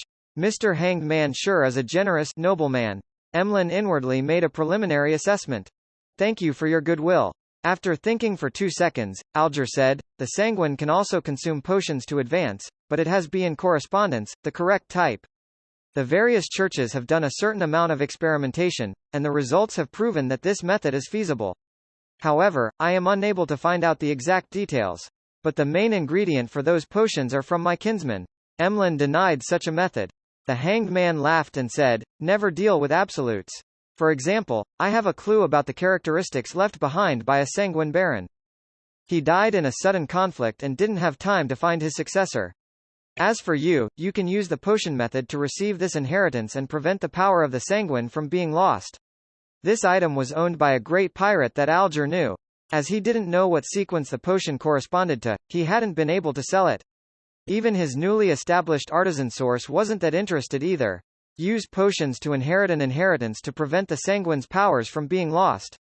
Emlyn suddenly felt that Mr. Hanged Man was very reasonable. Hence, he asked, "What's the price?" Alger chuckled and said, "Between 4,000 and 5,000 pounds. I won't know for sure until I find the owner of it." He had never communicated with the great pirate before, but he believed that as long as the price wasn't outrageous, the pirate would accept it. To a pirate, selling something would mean profit as it didn't take much capital. 5,000 pounds? Emlyn exclaimed. "With such a large sum of money, I can buy a few puppets that I've been eyeing for a long time, and I can even get some new clothes for all my dolls." Emlyn's first reaction was to give up such a transaction. However, he thought of the ancestors' favor in him, the glory of the sanguine, and the identity of him being the race's savior. He was momentarily put in a difficult position. Alger didn't rush him as he said indifferently with a smile, "I know this is a difficult decision. You can take your time and think about it." "All right." Emlyn breathed a sigh of relief. Mr. Hanged Man is really Audrey muttered to herself inwardly, turned to the moon, and said to all the members, "Lady and gentlemen, do you have any news regarding the fruit of the tree of elders and the blood of a mirror dragon?" Yes, Emlyn answered without hesitation. He had previously made a fortune due to a particular detective's purchase of Beyonder ingredients. Therefore, at every sanguine gathering, he would pay attention to such information. Without waiting for Miss Justice's exuberant pressing, he continued on, "The price of the fruit of the tree of elders is between £600 and £700, and the blood of a mirror dragon doesn't exceed £100. I don't remember the exact amount." He quoted her the original price and frankly added, "But you'll have to pay me an extra 50, no, £100. As you know, I'll have to take on a risk and waste my time." This was what Emlyn learned from Sherlock Moriarty. He felt that this was very good and reasonable, because a middleman needed to be paid. Deal. Audrey happily chose to accept as soon as he finished speaking. She knew such matters could still be negotiable, but she didn't think it was necessary. She was afraid that the deal was off if she angered the other party. "To me, the most important thing is to advance to sequence 7. Emperor Russell once said that any problem that can be solved with money isn't a problem." Audrey's recently heavy mood improved. After the New Year ball, she had received control of her fortune worth £40,000. She just needed to hire some accountants and management staff sent by her father. At the same time, she received gifts of more than £20,000 in jewelry, horses, hounds, paintings, etc. Most of them came from her mother, 2 elder brothers, and other members of the Hall family. As for the cash, she didn't have much. It was only £5,000. Her contribution to the Backlands Great Haze had been turned into Earl Hall's political resources by her own request to be kept anonymous, so there was no reward. For this, the great aristocratic banker offered to pay for any expenses his little angel had in the field of mysticism. Of course, Audrey didn't dare reveal her intention to aim for sequence 7. She could still only use her pocket money and savings. "Well, I'll be able to pay off my debt to Glaint by this month. Next month, I can pay £2,000 to Mr. Fool's adorer. I won't be tight at all," Audrey thought in a good mood. "Very rich." Emlyn almost failed to react before asking, puzzled, "How do we complete the deal?" Audrey explained with a faint smile, "By making a sacrifice to Mr. Fool." She was very proactive in obtaining the Fool's consent, conjuring the corresponding ritual requirements. When Emlyn received the 2 goatskin parchments, he stared at them in a daze. The way they traded was beyond his imagination. Only then did he deeply understand how the Tarot Club was different from a normal secret organization. Watching the transactions between the members, Klein was very pleased. This was because with the passage of time, the channels and resources that were open to the Tarot Club would continue to increase. Everyone's goals and items that they wanted would be much simpler to obtain than in the past. It would no longer be in a state of having no response when making requests. Miss Justice represents the psychology alchemists, the Lowen aristocrats, and the power of money. Mr. Hanged Man represents the Church of Storms and the resources at sea. Mr. Sun represents the forsaken land of the gods and the City of Silver. Miss Magician represents the low and mid-sequence Beyonders in Backland and the Abraham family. The Moon represents the Sanguine. All of them will perfect the Tarot Club's trading resources and news-gathering capabilities. They're all about to advance. While he was thinking, Klein controlled the world and said in a hoarse voice, "I have a clue to a characteristic left behind by a psychiatrist. Miss Justice, would you have any need for it?" Klein hadn't chosen to snatch Emlyn's business because he knew Miss Justice also reared a pet of the same pathway. He wasn't afraid that there wouldn't be any demand. Of course. Audrey hardly hesitated. Her idea was very simple. If met with an enemy attack, it might not be enough to just rely on herself to provide a surprise. Adding on Susie, who would be even more surprising, it would make things more assuring. "This will take a certain amount of time, perhaps a month, or even 2 months, the World added in a low voice. No problem. Audrey was under no psychological pressure. She knew that Susie hadn't finished digesting the telepathist potion. Phew, as long as this deal is closed. I hope I can release the psychiatrist as soon as possible. Miss Justice didn't seem to ask about the price. To her, with the Fool's supervision, the price wouldn't be too outrageous. She would accept it as long as it isn't too outrageous? Her finances have improved a lot recently. Klein made the World look at the Hanged Man and give a low chuckle. "Are you interested in helping me sell an item? The price isn't less than £3,500. You'll be given a 15% commission fee. Pleasure to work with you." Alger first agreed to it before asking with interest, What is the item? He was rather curious about the world. He felt that the other party knew a lot and had no lack of good things. A characteristic left behind by a Beyonder and is equal to a sequence 6. The main purpose is to allow a person to change their appearance and build. There's the addition of powers such as close combat and control over fire. Of course, the effects that can be produced will depend on the artisan's ideas and standard. The world chuckled. Changing appearance and build. I really want it. Audrey and Furs had the same idea at the same time. The only difference was that the latter was only entertaining the thought, but Audrey opened her mouth and asked with sparkling eyes, "Mr. Hanged Man, can I pre-order the mystical item produced by the artisan using this characteristic? As long as the effect of changing one's appearance remains. Father will definitely agree to me buying a mystical item that doesn't have any negative side effects." Audrey added, in an exceptionally relaxed manner, in her heart. Pre-ordering a mystical item? Alger was stunned for a second before he realized what Miss Justice was talking about. The limits of his mind were widened, and he felt that there was room for exploitation. In a particular sense, the Beyonder characteristic the world has entrusted to me has been sold. There is a definite destination to the item. I can easily simplify the process and make things benefit me more easily. That is to say, I don't have to sell it to the artisan again. Instead, I should choose to entrust the work. This way, I don't have to worry about whether the characteristic can be sold. I can receive the commission from the world and also obtain more profit from Miss Justice's side. The only capital I need to put up is the fabrication fees for entrusting the job.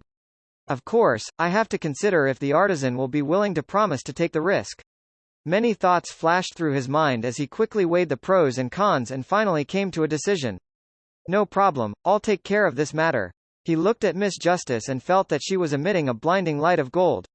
Even after joining the Church of Storms and drifting out at sea for so many years, he had never encountered someone like that anywhere else. There were plenty of sea merchants, and even more wealthy people, but none of them really didn't care about money. Has Miss Justice's financial situation improved to this extent? Klein was shocked too. For a moment, he wanted to speak out to urge her to pay the £2,000 she owed to his adorer as soon as possible. But, considering that he had already agreed to Miss Justice postponing her repayment until February or March, he could only keep silent and not ruin his image as the fool. At the very least, the money for the faceless Beyonder characteristic would be available soon. The speed only depends on how Mr. Hanged Man contacts that particular artisan and the speed at which the artisan can produce the mystical item. Unfortunately, I can only rely on Mr. Hanged Man to contact an artisan for the time being. Otherwise, I can directly sell the special characteristic to Miss Justice without having to pay a commission. With this in mind, Klein's mood became mixed. After finalizing a big deal, Alger heaved a silent sigh of relief, feeling his financial situation slowly improve. After thinking for a few seconds, he asked, "Ladies and gentlemen, which one of you has a way or item to make everyone on board a ship sleep at the same time?" The reason why Alger still hasn't gone to that primitive island to hunt down the Blue Shadow Falcon was that he hadn't thought of a method of leaving the Blue Avenger, as well as the 10 or so sailors and crew members of the church without garnering any suspicion. Let everyone on a boat fall into a deep sleep? The first thing Klein thought of was the biological poison bottle, but the effect of this thing was completely uncontrollable, so he was afraid that the outcome wouldn't look too good. Then, he remembered the nightmare soul in Creeping Hunger. Making people fall into a deep sleep and dragging them into dreams were specialties of this Beyonder job. But the problem lies in the fact that a nightmare is unable to make that many people fall asleep at the same time. The limit to its influence doesn't exceed 10. To satisfy Mr. Hanged Man's request, it needs to be a sequence 5 of the corresponding pathway or even that of a demigod. Klein struck down the thought and didn't let the world speak. At the same time, Audrey, Furs, and Derek either shook their heads in response or answered with, "No." Emlyn tried to recall and said, "I can help you ask. Perhaps us Sanguine have some mystical items that have a similar effect in the clan." Always saying, "us Sanguine." In the future, I can convince him by targeting this angle. Alger noticed this and nodded with a smile. "I'll have to trouble you." Seeing that the transactions were coming to an end, Klein quickly got the world to bring up his latest necessities. "Everyone, help me keep an eye out on the remnant spirituality of ancient wraiths and a pair of eyes from a 6-winged gargoyle. Other than that, the supplementary ingredients weren't too hard to purchase." He didn't think it was necessary to go through the Tarot Club. "All right." Derek was the first to respond. Then, he added, feeling somewhat embarrassed, "Mr. World, the method for removing the mental corruption of a Beyonder characteristic will still require some time. I should be able to advance to sequence 7 soon. With that said, he looked to his side. Mr. Hanged Man, once I return to the City of Silver, I'll make a list of the commonly seen monsters in the vicinity. He had kept everything he owed others and every promise he made without fulfilling them in mind. These plagued him to the point that he couldn't even sleep in peace. No problem, the gloomy world indifferently said. Klein really wasn't in a hurry. He hadn't finished concluding his faceless principles, and his digestion of the potion had only just begun. It would still take several months. Therefore, his plan wasn't to head straight for the Gargaz archipelago. Instead, he would act as an adventurer and a traveler as he worked his way through the colonial islands. From time to time, he would change his identity and experience life in order to extract the faceless principles. During this process, he would inquire more about mermaids in detail.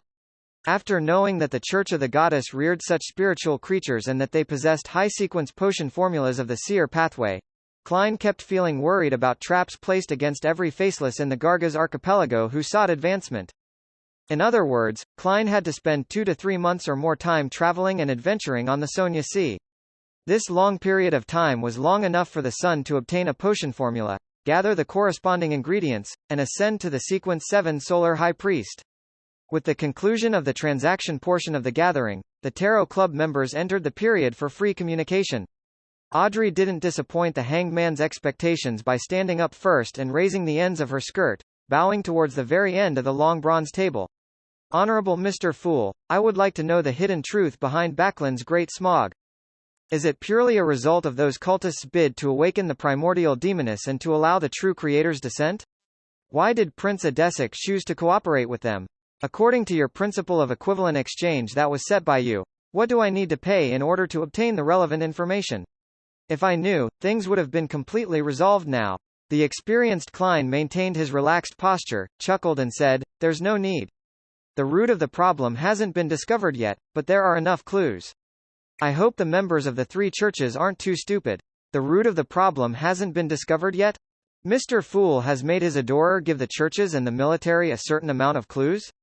Audrey was rather shocked when she heard this, but she felt that this wasn't too surprising within her previous concerns and worries. Thank you for your answer. She sincerely bowed once more. Is Baklan still in danger? Furs suddenly felt uneasy. After Miss Justice sat down, Klein controlled the world to chuckle and say, Mr. Hanged Man, I discovered the Balin person you mentioned. The Balin who was involved in the escape of many slaves from the colonial islands? The Hanged Man replied with disbelief. Yes, reddish-brown skin, of southern continent descent, Baklan accent, and the 3rd tooth on his left fake, the world answered hoarsely. It should be him. Alger recalled for 2 seconds before saying, where is he? What's his present identity? Also, Mr. World, do you wish to receive £100 in cash directly or an item of equivalent worth? This was the mission of the Church of Storms, and purchasing clues was a reimbursable act. Therefore, the Hanged Man wasn't pressured at all. Of course money. Klein, who was vexing over his living expenses, controlled the world to say, £100 in cash. Balin is in Baklan. He was seen meeting a member of MI9 who was loyal to the royal family. I don't know who it was exactly, because he was wearing a mask. A member of MI9 who was loyal to the royal family. The Hanged Man ruminated over the words, and then he remembered Miss Justice's question. Why did Prince Adesic work with the Aurora Order and the Demoness sect? It also points to the royal family. Can the 2 cases be one and the same? The truth behind all this involves the disappearance of the slaves? Alger felt that he could vaguely see some key points. You really are a well-informed and well-connected person. The £100 in cash will be paid tomorrow. Alger calmly said his thanks. Hey. The world laughed and turned to look at the sun. Kid, do you know ancient Hermes?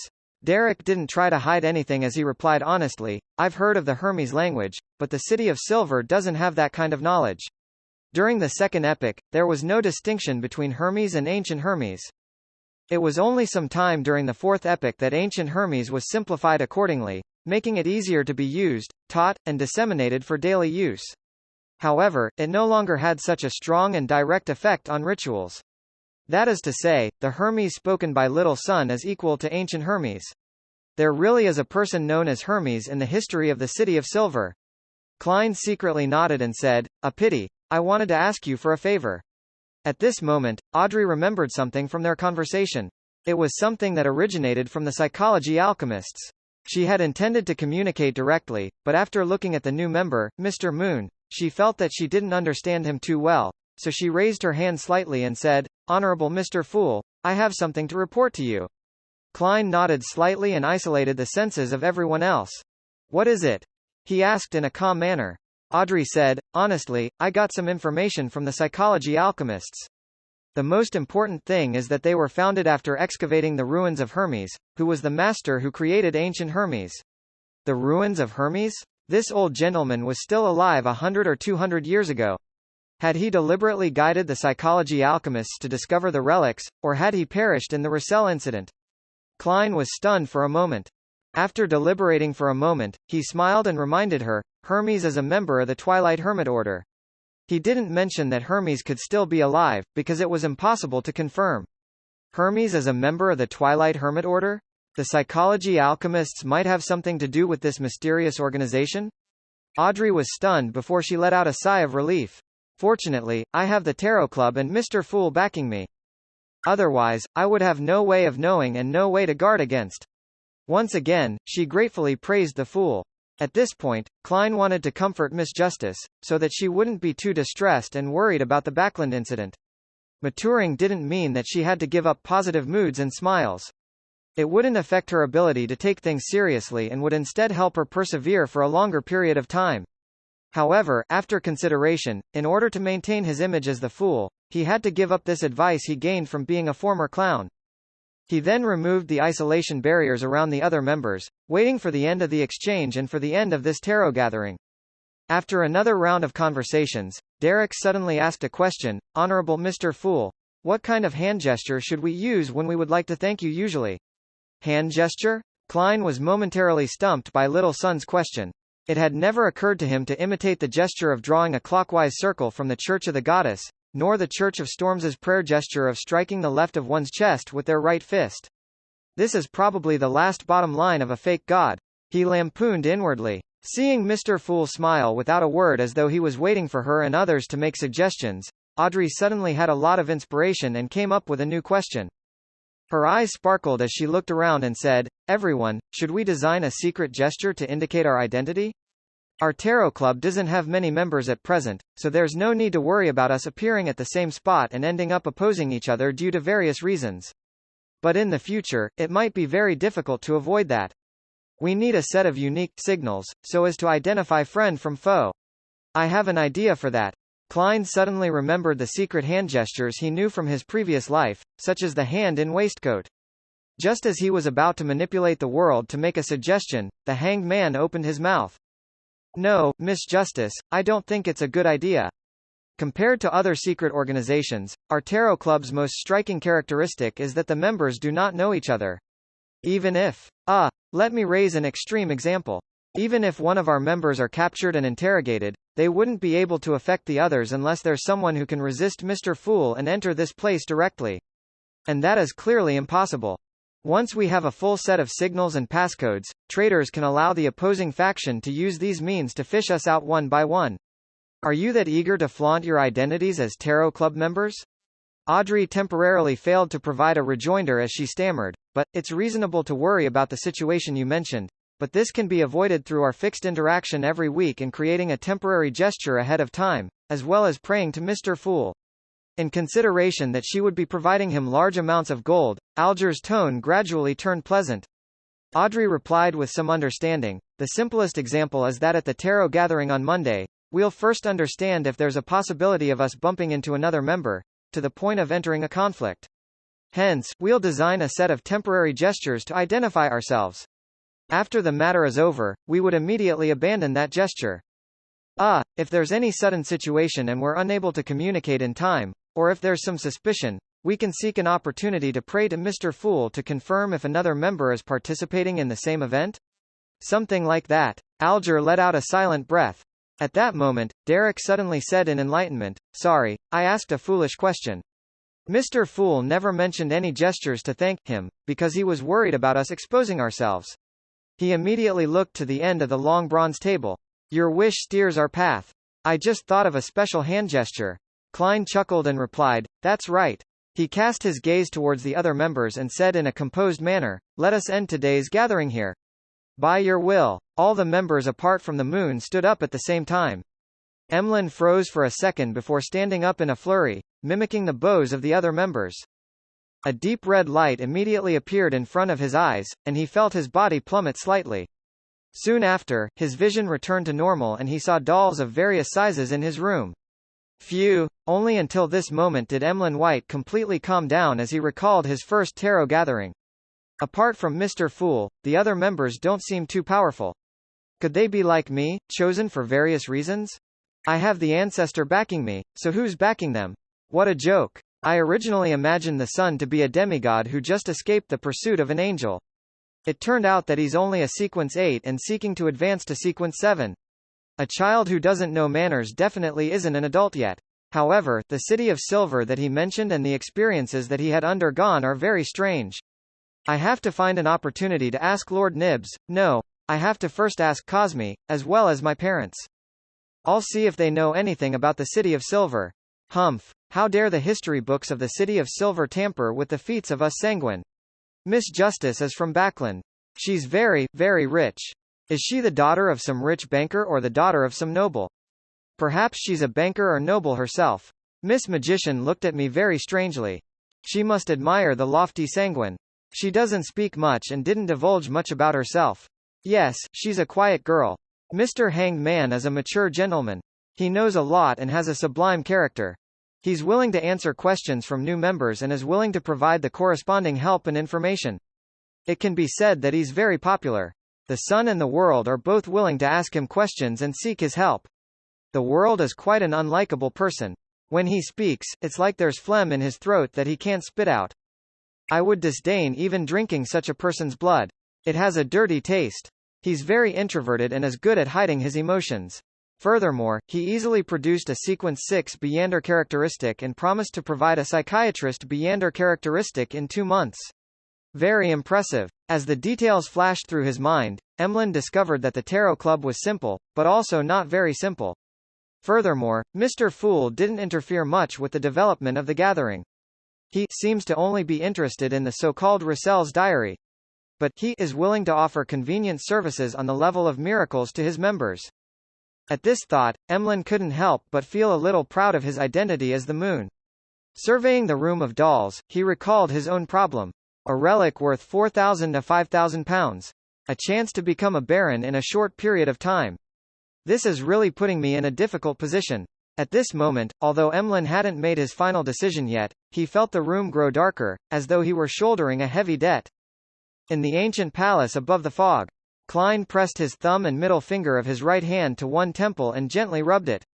He quickly sat up in the silent environment, allowing a small badge to fly out from the pile of junk and land on the long bronze table in front of him. The badge was only the size of an eyeball. On the surface, there were symbols that symbolized fate and concealment. It was the item that Klein had found on Lenivus's body. On its back, it was inscribed with the words, "You can join if you have this item," in ancient Hermes.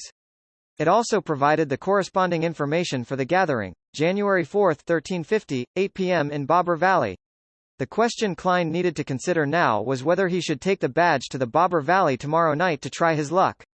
Frankly speaking, he was inclined to not delving deeper. Even though he had already advanced to Faceless and was able to put on a perfect disguise, he didn't want to take the risk, because he didn't know anything about the gathering. A magician never performs unprepared. He muttered softly, took out a gold coin, and held it between his fingers. He picked up the badge with his other hand and muttered to himself, "It's risky to attend the gathering in Bobber Valley." After repeating this a few times, he finally flicked the gold coin. The gold coin tumbled down and stood upright in the palm of his hand. This meant that the divination had failed. As expected, Klein wasn't surprised. This isn't a problem of insufficient information, but rather the complete absence of it. He sat there in silence, letting the gold coin weave between his fingers. In the end, Klein overcame his curiosity and adventurous spirit and decided not to go. But that doesn't mean that I can't get involved. Tomorrow at 8 p.m. He smiled faintly and returned to the real world. The 4th of January, 10:35 a.m. Klein stood in front of a mahogany table and picked up a stack of bills. There were 5 10-pound notes and 10 5-pound for a total of 100 pounds. This was the payment which the hanged man had just paid via sacrifice. The 15 notes made Klein's wallet much fuller, and he was finally able to buy his ticket in peace. Putting his wallet away, he picked up a thin human-skin glove on the table and put it on his left hand. One of the main features of Creeping Hunger was that it had a camouflage effect when it wasn't in use and couldn't be detected by most Beyonder means. Therefore, Klein was able to switch between its original appearance, gloves of various colors, and camouflaging it as skin. This time, he chose black gloves. To that end, Klein had specially prepared an individual black glove for his right hand. Soon after, he placed the brown biological poison bottle into a metal box, sealed it with a wall of spirituality, and stuffed it into the inside pocket of his clothes. As for the sun brooch, as long as he wore it and carried it with him, it would create a hot summer feeling. Klein had no choice but to put it in his iron cigarette case and hide it at the bottom of his suitcase. 9 purifying bullets, 15 demon hunting bullets, 3 exorcism bullets. Klein took out his revolver and a cartridge box, silently counting as he loaded them. Pa! He closed the cylinder, inserted the revolver into his underarm holster, put on his black tweed coat and half-top hat, picked up his cane and suitcase, and walked out of the hotel room. Apart from the all-black eye and the other items that he couldn't use still being above the gray fog, he was fully armed. Taking a carriage, Klein arrived at the Pritz Harbor Ticket Company located in White Rose Borough. This company was located in a rather old 3-story building. There was a wooden notice board on the door. Klein walked over and stopped there. He casually glanced at the board which said, "Things to take note. 1. Maintain order. Lines are strictly enforced. 2. Do not urinate or defecate, as well as spitting. 3. Find the guard in the lobby if there is a dispute. 4. Do not open canned wolffish in any of the rooms." Canned wolffish? What's that? Klein raised his eyebrows. The lobby of the Pritz Harbor Ticket Company was rather spacious, with 7 ticketing windows, but there were already a dozen or so people lined up in front of each. Klein took a glance and didn't directly go to the one with the fewest people. Instead, he took 2 steps to the right and arrived in front of an erected brown board.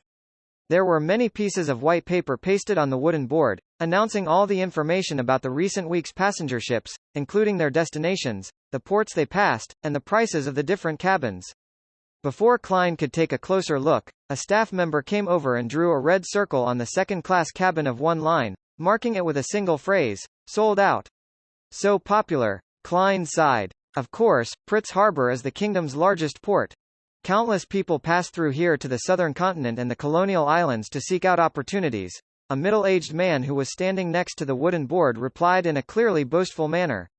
He was wearing a black bonnet and a black and white checkered uniform similar to that of the police, but he had no epaulettes. All he had was a seagull badge hanging from his chest, exactly identical to the logo of the Pritz Harbor Ticket Company. The middle-aged man's face, hands, and all of his exposed skin were bronze in color and rather rough. It was as if he had been exposed to the sea breeze and the sun for many years to the point of giving people the feeling that he had salt in his wrinkles. Find the guard in the lobby if there's a dispute. This should be the guard.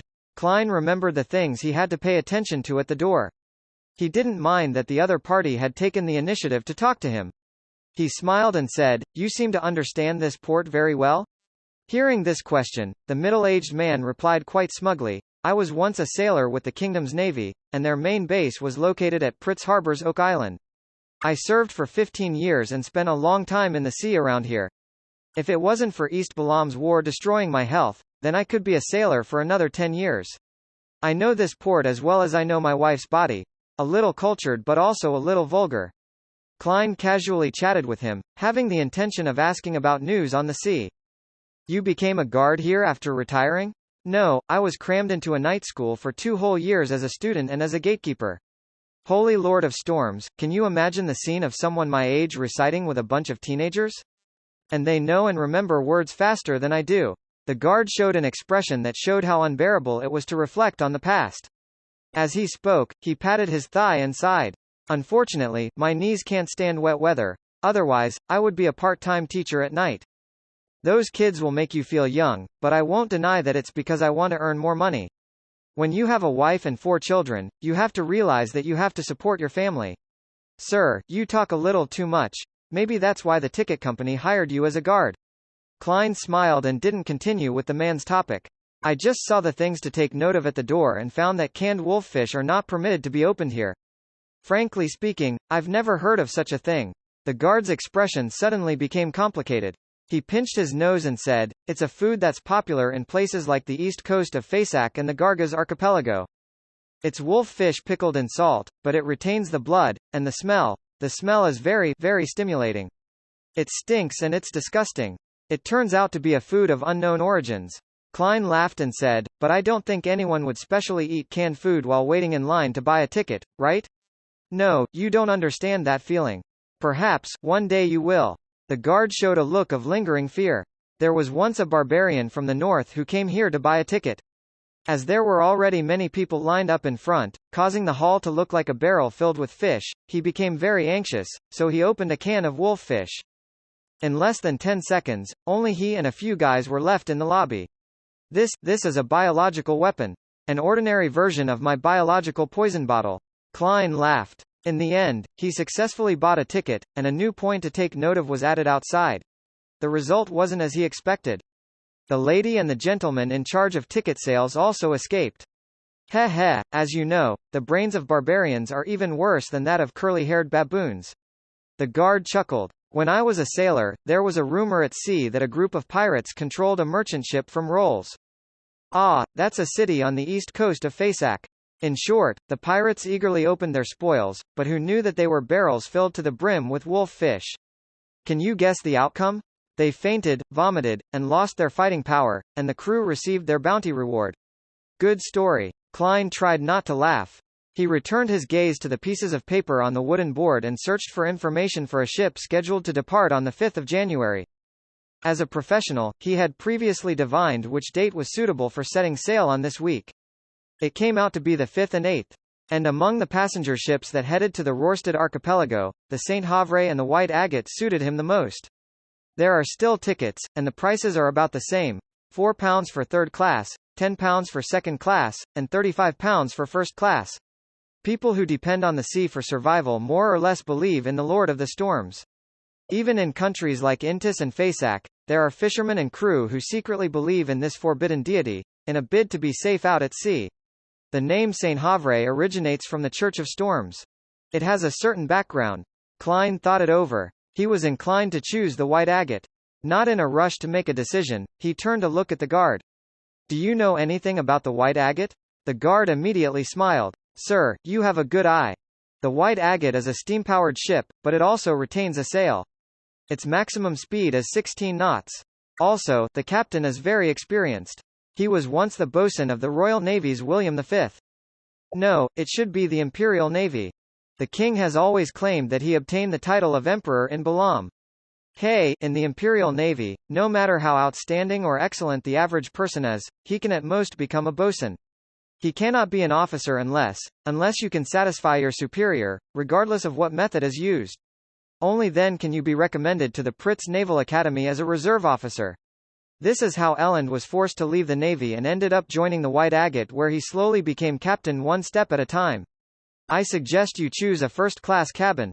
That way, you'll have rooms for 3 to 4 servants, an attendant who has received etiquette lessons, an appointed chef who has excellent culinary skills, a quiet restaurant where you can enjoy the scenery, a special room for smoking cigars, and a place where you can gather and play cards.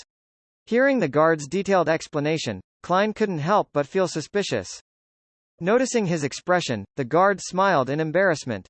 Elland was my boss in the past. He would often treat me to drinks and ask me to help him promote the first-class cabins. But you can rest assured that everything I say is true.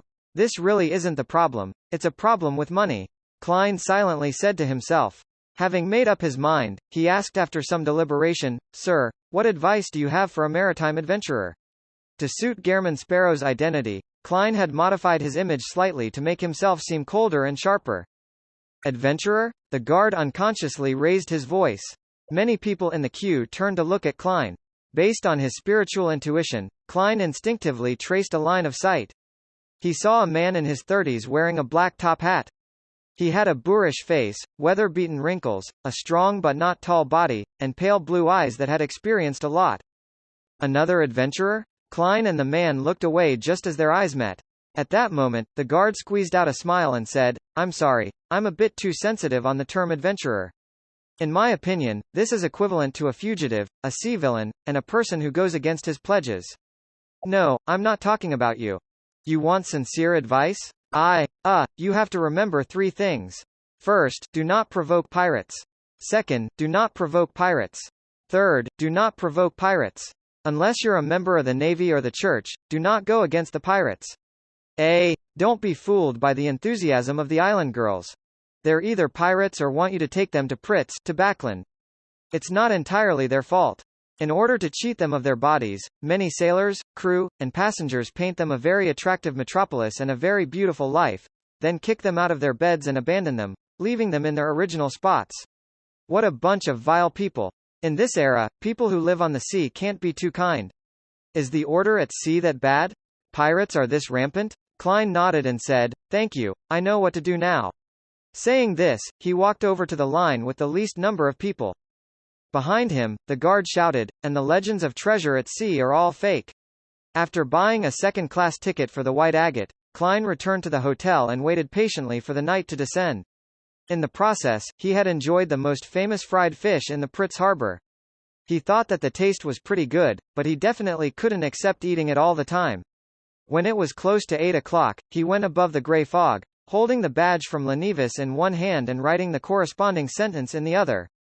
The situation of the gathering this time. Tick. Tock. Tick. Tock. When his pocket watch struck 8, he closed his eyes, leaned back in his chair, and began to recite the divination statement. He had reason to believe that when the door of the gathering opened, he would be able to divine something above the grey fog with the aid of this medium which had locked onto the location. He had failed before because nothing had happened yet, but this was different. Things were happening now, and Klein had the right medium. Soon, Klein entered a grey, blurry dream world. He saw the Tussock River flowing quietly, a wide river valley on the 2 sides, and about a dozen people in different positions. They were shrouded in thin light, vanishing indistinctively or illusorily. One of them had black hair and green eyes. He looked quite handsome, and he was a familiar face to Klein. Leonard Mitchell. Leonard? Klein thought for a moment that he was mistaken. However, the blurring caused by the rays of light wasn't that serious. Being familiar with Leonard, he was able to quickly confirm his previous judgment. In the time it took to take a breath, Leonard disappeared, the light dispersed, and the valley returned to its midwinter silence. The scene which Klein saw in the dream shattered as a result. He opened his eyes and placed the badge he had obtained from Lenevis on the surface of the long bronze table. Is it really Leonard, or a faceless disguised as Leonard? Klein considered and flipped a gold coin. His spirituality had told him through the medium that it was Leonard Mitchell, his teammate from the Tingen Nighthawks team. Is he the investigator sent by the Church of the Goddess for the gathering, or is he risking his life to find an opportunity to find the revenge target while keeping the Nighthawks in the dark? Klein muttered to himself in suspicion. It was hard to make an accurate judgment. And without any leads, his divination couldn't provide him with any revelations. After a few seconds of silence, Klein gave a self-deprecating smile as he drew a crimson moon on his chest. I wish him the best of luck. May the goddess watch over him. Klein no longer bothered with the problem, and he planned on understanding more about the gathering before deciding whether or not to participate in the future or to warn Leonard Mitchell anonymously. Backland, in a secret room in the basement of the Steam Cathedral. Ikanzer took off his hat, pressed down his fluffy but not soft hair, and sat in the first seat on the left. Then, he took out the ancient silver mirror of Rhodes from an inner custom-made pocket in his clothes and placed it in front of him. To his right, across him, and diagonally across him, were the machinery hivemind deacons and captains, all of whom had been summoned by the member of the Divine Council, the Archbishop of Backland, Horamak Haydn, for a meeting. The white-robed archbishop looked like an ordinary old man, sitting calmly at the end. Seeing that everyone had arrived, he looked around and softly said, "Let's start with Ikanzer.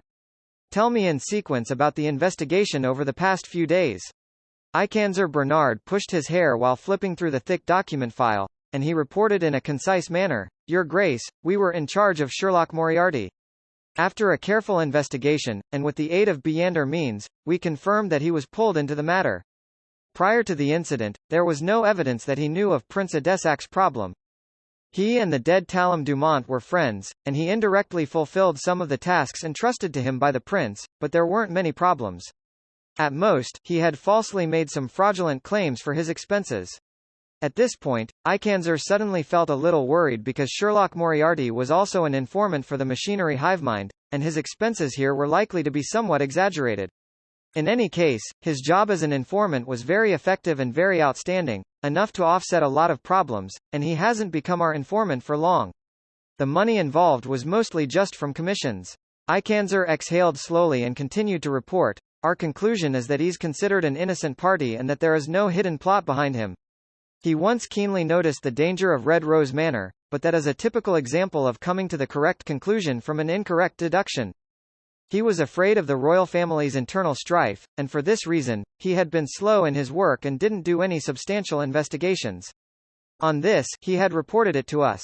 Unfortunately, he still failed to avoid the matter, but he was lucky enough. He mentioned that the Descendant of Death happened to be monitoring the vicinity of Red Rose Manor at the time. Hence, he was rescued from the perilous situation when the meteorite fell. The signs at the scene are ample proof of how terrifying that strike was. It's likely due to 008. Klein mentioned the existence of Ince Zangwill and 008 in his letter. As for whether or not he knew the former archbishop and the Grade 0 sealed artifact, no one was concerned about it, because he was with Isaac Eggers for some time. It was entirely possible that he learned the information from him. This was also a conclusion that everyone subconsciously came up with. As for matters regarding Grade 0 and Grade 1 sealed artifacts, the 7 Orthodox churches constantly shared information of the rough situation with each other. The numbers were shared, and there was no repetition. However, we haven't been able to grasp the entire situation. There are 3 matters that aren't confirmed. First, 2-111 indicates that after Sherlock Moriarty fled into the forest, he didn't immediately escape far away. Instead, he stayed on the spot and prayed to someone. Second, it's still unknown when he and Isaac Eggers got to know each other. Third, it's still unknown how he escaped the underground ruins. It's unlikely that he could have done so with his strength. And in this process, he had even destroyed the descent ritual of the Aurora Order, Ikanzer finally concluded. 2-111 referred to the magic mirror, Erodes. Horamek laughed after he listened to the recount and muttered, "Fraudulent claims of expenses."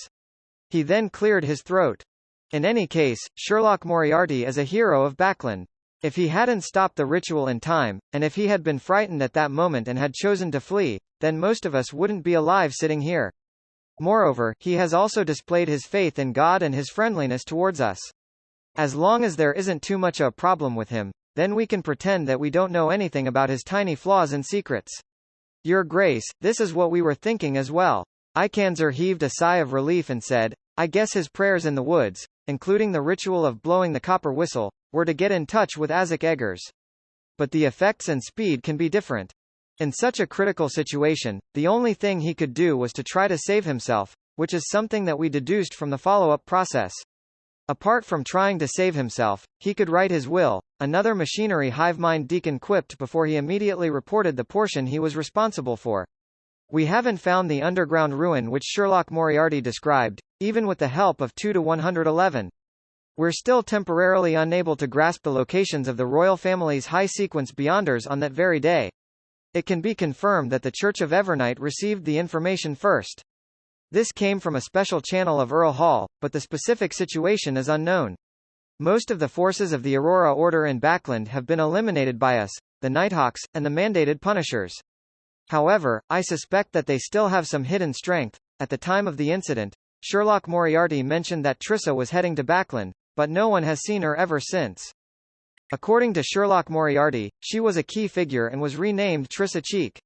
It cannot be determined what method the Church of Evernight used to capture the Demoness of Despair and the butler, Funkel. Results via divination tell me that they're still alive, but they aren't free. Ellipsis. One by one, the deacons and captains reported on their findings while Horamek half closed his eyes, seemingly deep in thought. After a few seconds of silence, he opened his eyes and slowly said, "Put all efforts into finding Trissa Cheek, if she's still alive. Pass me all the problems where divination has failed to provide any effective revelations. The Church has a saint who is good at this, although it's not necessarily more effective than 2-111. As for the surveillance and investigation of the royal family's high-sequence beyonders, it can be tabled. There's no need to worry. They've always known what we've been doing. It's also a form of warning. Continue the search for the underground ruins and report it to the Evernight and Storm churches. Ikanzer, ask 2-111 how Sherlock Moriarty escaped the ruins, as well as when he got to know Isaac Eggers. Ikanzer looked at the Archbishop, then at his colleagues before gritting his teeth and said, "Yes, Your Grace." He was sadly convinced that his legends were about to spread from just a few machinery hiveminds teams that he was in charge of to all the Beyonders of the Church of the God of Steam in Backland. After a very well-rehearsed process, he opened his mouth and said, "Honorable Erodes, my question is, when did Sherlock Moriarty get to know Isaac Eggers?" The silver mirror, which seemed to have eyes on both sides, suddenly started to glow with an aqueous light, quickly forming a scene. Sherlock Moriarty stood in a room, watching a rat with a rotting belly burrow into a hole in the wall.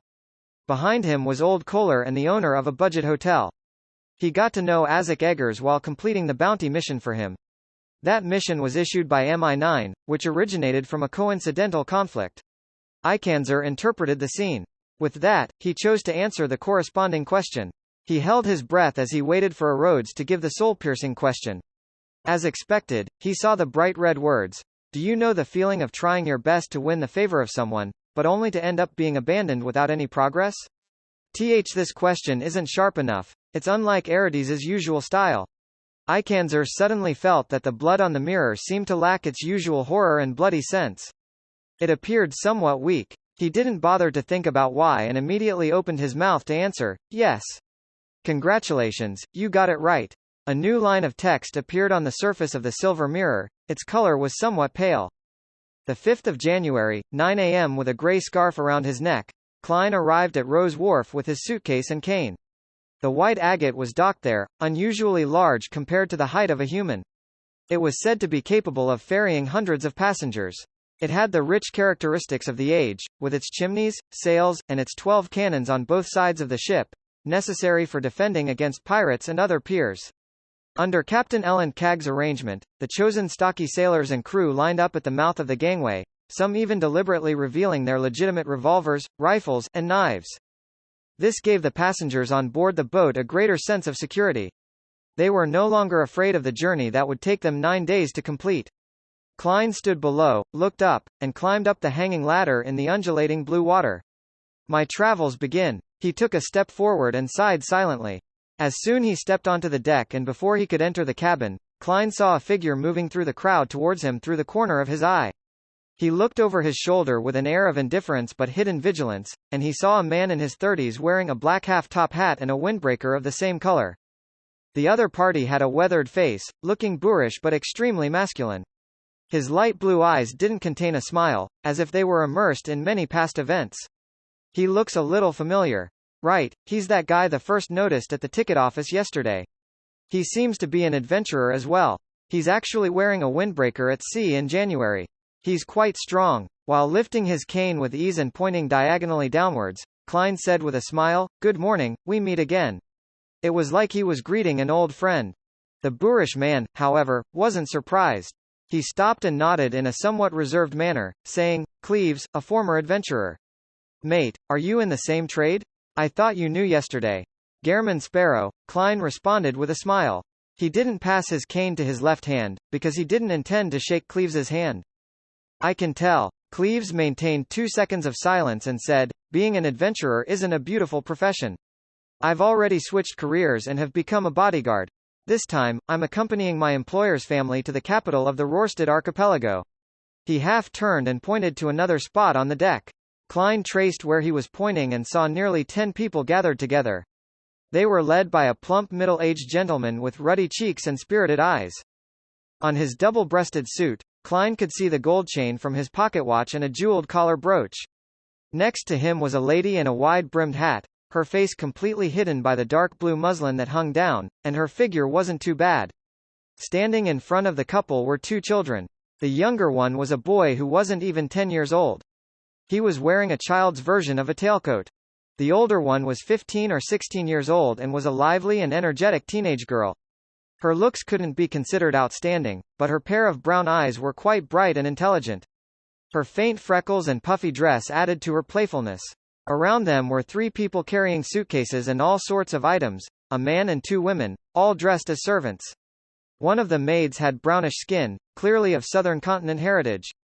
The bodyguards protecting the 7 people were a man and a woman. They were dressed simply and neatly in white shirts, light sweaters, black coats, dark trousers, and sturdy leather boots. The 2 bodyguards deliberately didn't hide the outlines made by the gun holsters by their waists. They didn't relax as they inspected the approaching passers-by. Their eyes were sharp and they were composed. 3 servants and 3 bodyguards? Klein asked casually. This is quite an extravagant setup, which means that their employer is a rich person. Instinctively, he made his judgment. Yes. Cleves nodded. Without another word, he quickly turned around and walked towards his employer's family. Klein was stunned. He didn't know why Cleves had specially come to greet him for. After recalling the novels, movies, and television dramas he had seen in his previous life, he gradually understood what Cleves was implying. He's a little wary of me, or should I say of someone who claims to be an adventurer while not looking like someone to mess with, so he introduced himself in advance to indicate his identity and what his job is. It's to tell me to not have any plans regarding his employer's family. In short, you do what you do, I do what I do, and we stay out of each other's business. Is this the tacit understanding between experienced adventurers and veteran bounty hunters? Interesting. Klein chuckled. He carried his suitcase and black cane as he went into the cabin. With the help of his ticket, he found his own room. With a creak, he pushed open the wooden door and walked in. The room wasn't very spacious, just large enough to fit a bed, a table, and a cupboard. There weren't even any chairs. Its greatest advantage was that it came with windows. The wharf's sunlight shone in, illuminating the table and bedside with pure golden spots. A member of the crew mentioned that the washroom and bathroom are for public use, with about 8 rooms sharing one. If someone urgently needs one, then they can provide a wooden toilet, but one must pay the cleaning fee of 3 pence each time. I have to be grateful that after the White Agate was renovated, it has many metal pipelines laid. Boilers are burning and hot water is being supplied, providing a relatively convenient way of life. Otherwise, my travels wouldn't be a pleasant one. Klein silently sighed. He quickly took out his necessities and placed them on the table for daily use. When he was tidying up the place, he sat down on the edge of the bed which wasn't too high, and he listened to the long whistle of the steam whistle. He felt the power that stemmed from steam and machinery contained within it. When the ship began to set sail, Klein looked out the window at the sea and gradually withdrew his thoughts. He began to think about the most important thing that would happen next, the problem of how to act as a faceless. While facing the true creator's descent ritual and the powerful Mr. A, the decision to give up trying to escape and attempt a sabotage act had allowed his potion to be digested a little. Based on this feedback, he gained some new insights into the acting requirements of a faceless. You can disguise yourself into anyone, but you are ultimately yourself. This is the principle which Nimblewright Master Rosago was made to remember. I originally imagined that yourself refers to my original identity, but from the looks of it, that's not the complete picture. What is considered as yourself requires serious thought. Klein leaned forward and bathed in the sunlight as though he was a thinking statue. After a while, he came up with an idea. Does this correspond to the spirit of one's identity, to their true identity deep down? Even back on Earth, Joe Mingrui had worn a lot of facades, which formed a social persona. In a sense, this was a big part of what wasn't real. Yes, when I become someone else, I take over their identity. In order to not be discovered, I have to disguise myself socially, which is the same as wearing a different mask. When all the masks are taken down, there will be none left. What kind of yourself does a faceless see at the end of the day? Is this the deeper meaning behind yourself in that principle? When I face my inner thoughts, overcome my fear, and challenge the impossible without reason stemming from society, am I really acting as myself? This is to be explored and verified. At this thought, Klein changed his position, trying to sit more comfortably. Remembering everything that had happened before, he found another question regarding acting. In the underground ruins, I disguised myself as Ince Zangwil and successfully escaped from my predicament. But why didn't I feel any signs of digesting the potion at all? Does this imply that to digest the faceless potion, a superficial disguise such as that isn't enough? Yes, this is closer to the use of Beyonder powers and not acting. What can stimulate the digestion of the potion as a disguise on a deeper level? Is it being a true substitute for a person, becoming that person on a social level? Only when his relatives and friends are unable to find him for a long period of time does it prove that his disguise was a success. In that case, the reason why I feel harmony with the faceless potion is because I had previously disguised myself as Klein Moretti? The first principle of faceless is that you can disguise yourself as anyone, but you are ultimately yourself. The second principle is to have a disguise on a deeper level that fools everyone? But to replace a person and become that person in a societal sense is quite evil just thinking about it. Don't tell me that I have to find those kinds of people who have died in a foreign land but have a wish that has yet to be fulfilled? Klein eased his baffling horror, and he drew up an initial direction for his acting attempts. The higher the sequence, the more difficult it is to act. He sighed, took out his pocket watch, and checked the time. Since it was still too early for lunch and the room was too small and cramped, he decided to take a walk on the deck and enjoy the scenery amidst the sea breeze. After the excitement of the first hour of the voyage, there weren't many people left on deck. Klein walked along the side of the ship, arriving at a secluded area with large shadows. It's a warm, sunny day. Other than the strong winds which might steal my hat, there are no shortcomings. He pressed the half-top hat on his head and leisurely surveyed the cabin, listening to the faint sounds of music coming from inside. Suddenly, he saw the former adventurer, Cleves, busying himself around the corner. In front of him seemed to be a trident, a dagger, and a short knife. Cleves sensed this and raised his head to look at him. Keeping a well-seasoned demeanor, he said in a taciturn manner, "We're all old mates, and we have to maintain them frequently." At this point, he added, "There are children in the cabin." "Understood." Klein smiled in response. Cleves lowered his head and continued to busy himself. He casually asked, "You don't seem to have these things with you?" "I'm used to using weapons that keep abreast with the times," Klein said vaguely. "And I frequently do maintenance." Cleves silently raised his dagger, looked at it against the sunlight, and said to himself, "At sea, guns alone aren't enough. Pirates will board ships, and there will be a lot of people. After you finish shooting your bullets, you won't have the opportunity to reload again. Although these guys no longer keep abreast with the times, they're still useful enough." Very professional, as expected of a former adventurer. Klein leaned against the side of the boat and said half-jokingly, "If there really are pirates boarding the ship, I'm more likely to choose not to fight back." Cleves turned his head and stared at him for a good 3 seconds before retracting his gaze. Then, as he packed up his things, he said in a low voice, "It seems that you don't need me to remind you. You've already understood the rules of the sea. The bounty hunters who travel the earth are often unable to be adventurers at sea." He skillfully hid the dagger, short knife, and trident under his clothes, which dazzled Klein. "Thank you." Klein smiled and nodded. Without speaking any further, Cleves turned around and returned to the cabin, leaving behind only his broad and deep back. Klein smirked, shook his head, and turned his gaze to the side of the ship.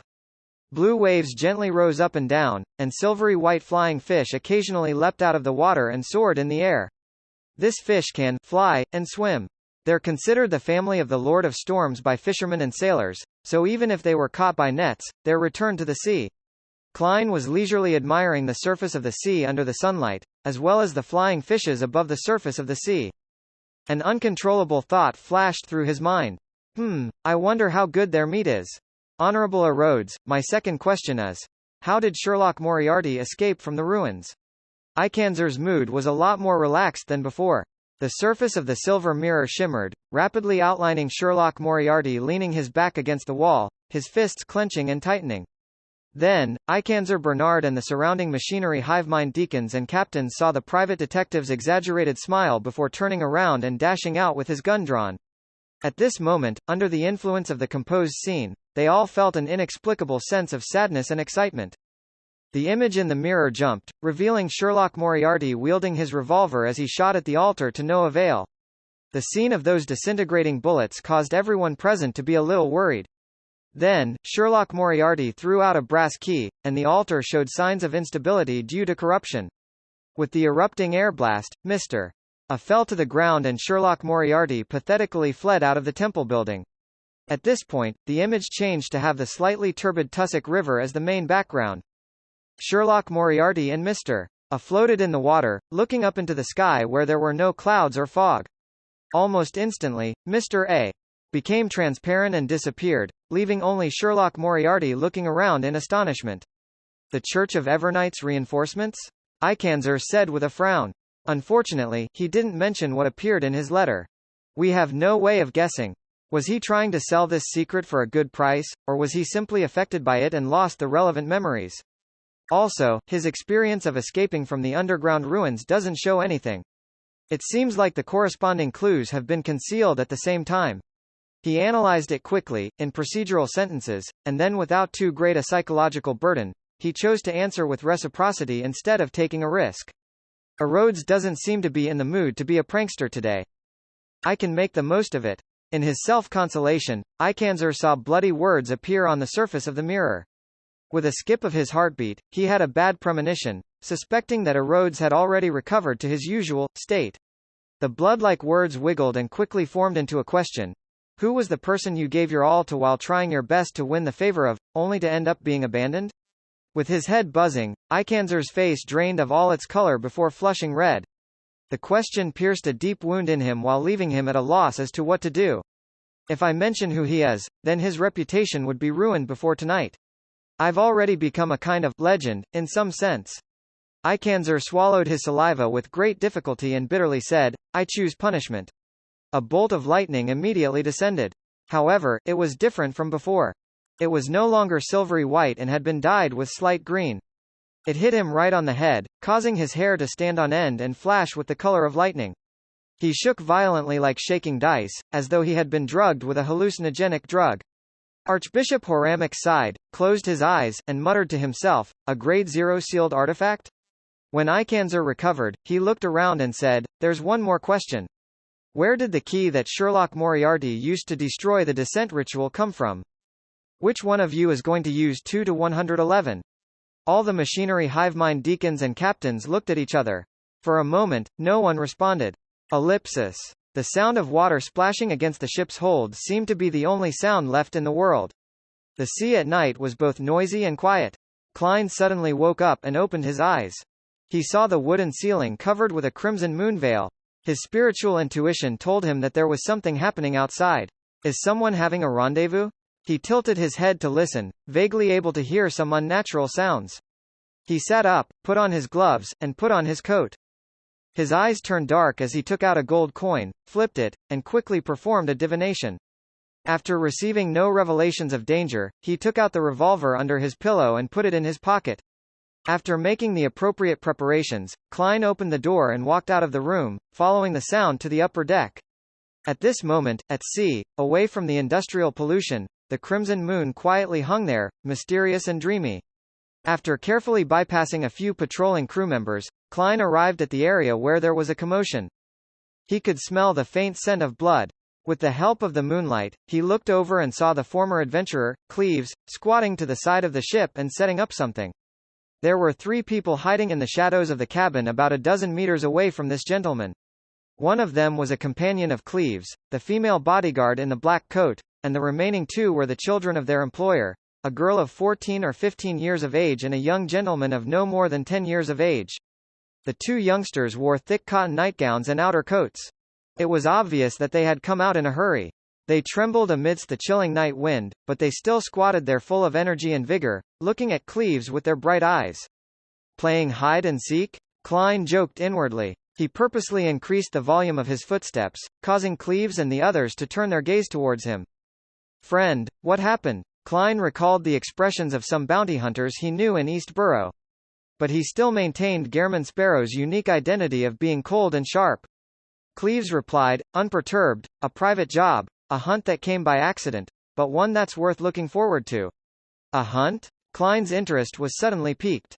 The reason he had named himself Gairman was that it represented the first hunter of a game he had played in his previous life, and it suited his idea of hunting evil at sea. Klein was in no hurry to inquire about the reason. Using his left hand which wore creeping hunger, he pointed at the shadow next to him with his left finger. Private job? Doing a private job in front of your employer? Cleves, who was squatting there, glanced at the boy and the girl and said, without changing his tone, Cecile wasn't careful enough and ended up waking Donna and Denton up. She had no choice but to let them follow. The girl called Donna wrinkled her nose when she heard her name mentioned. She curiously looked up and asked Klein, Uncle, are you also an adventurer? Uncle? Even if it's the me from Earth, I'm at most 10 years older than you. Klein said in amusement, no, you can't use the word, also. Strictly speaking, I'm the only adventurer here. they're just bodyguards right now. He turned to Cleves and said, "Hey, mate, what prey did you discover?" Cleves looked into the faint crimson waters and said, "A murloc." "Murloc? That's a Beyonder creature. Even though it's of the lowest grade, it's still quite difficult for ordinary people to deal with them. They would need at least 5 to 6 people and 4 to 5 spears to have a chance." "That's right, the scales on a murloc's body are very hard. Revolvers can only deal a little damage. They need to have a rifle." Klein raised his eyebrows and asked, "What do you plan on doing? And how are you sure it's a murloc?" Cleves pointed to the edge of the ship and said, "There are traces of its body's mucus here.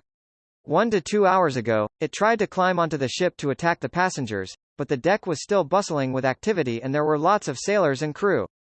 Klein took a few steps forward and saw that there were some traces of green corrosion on the side of the ship.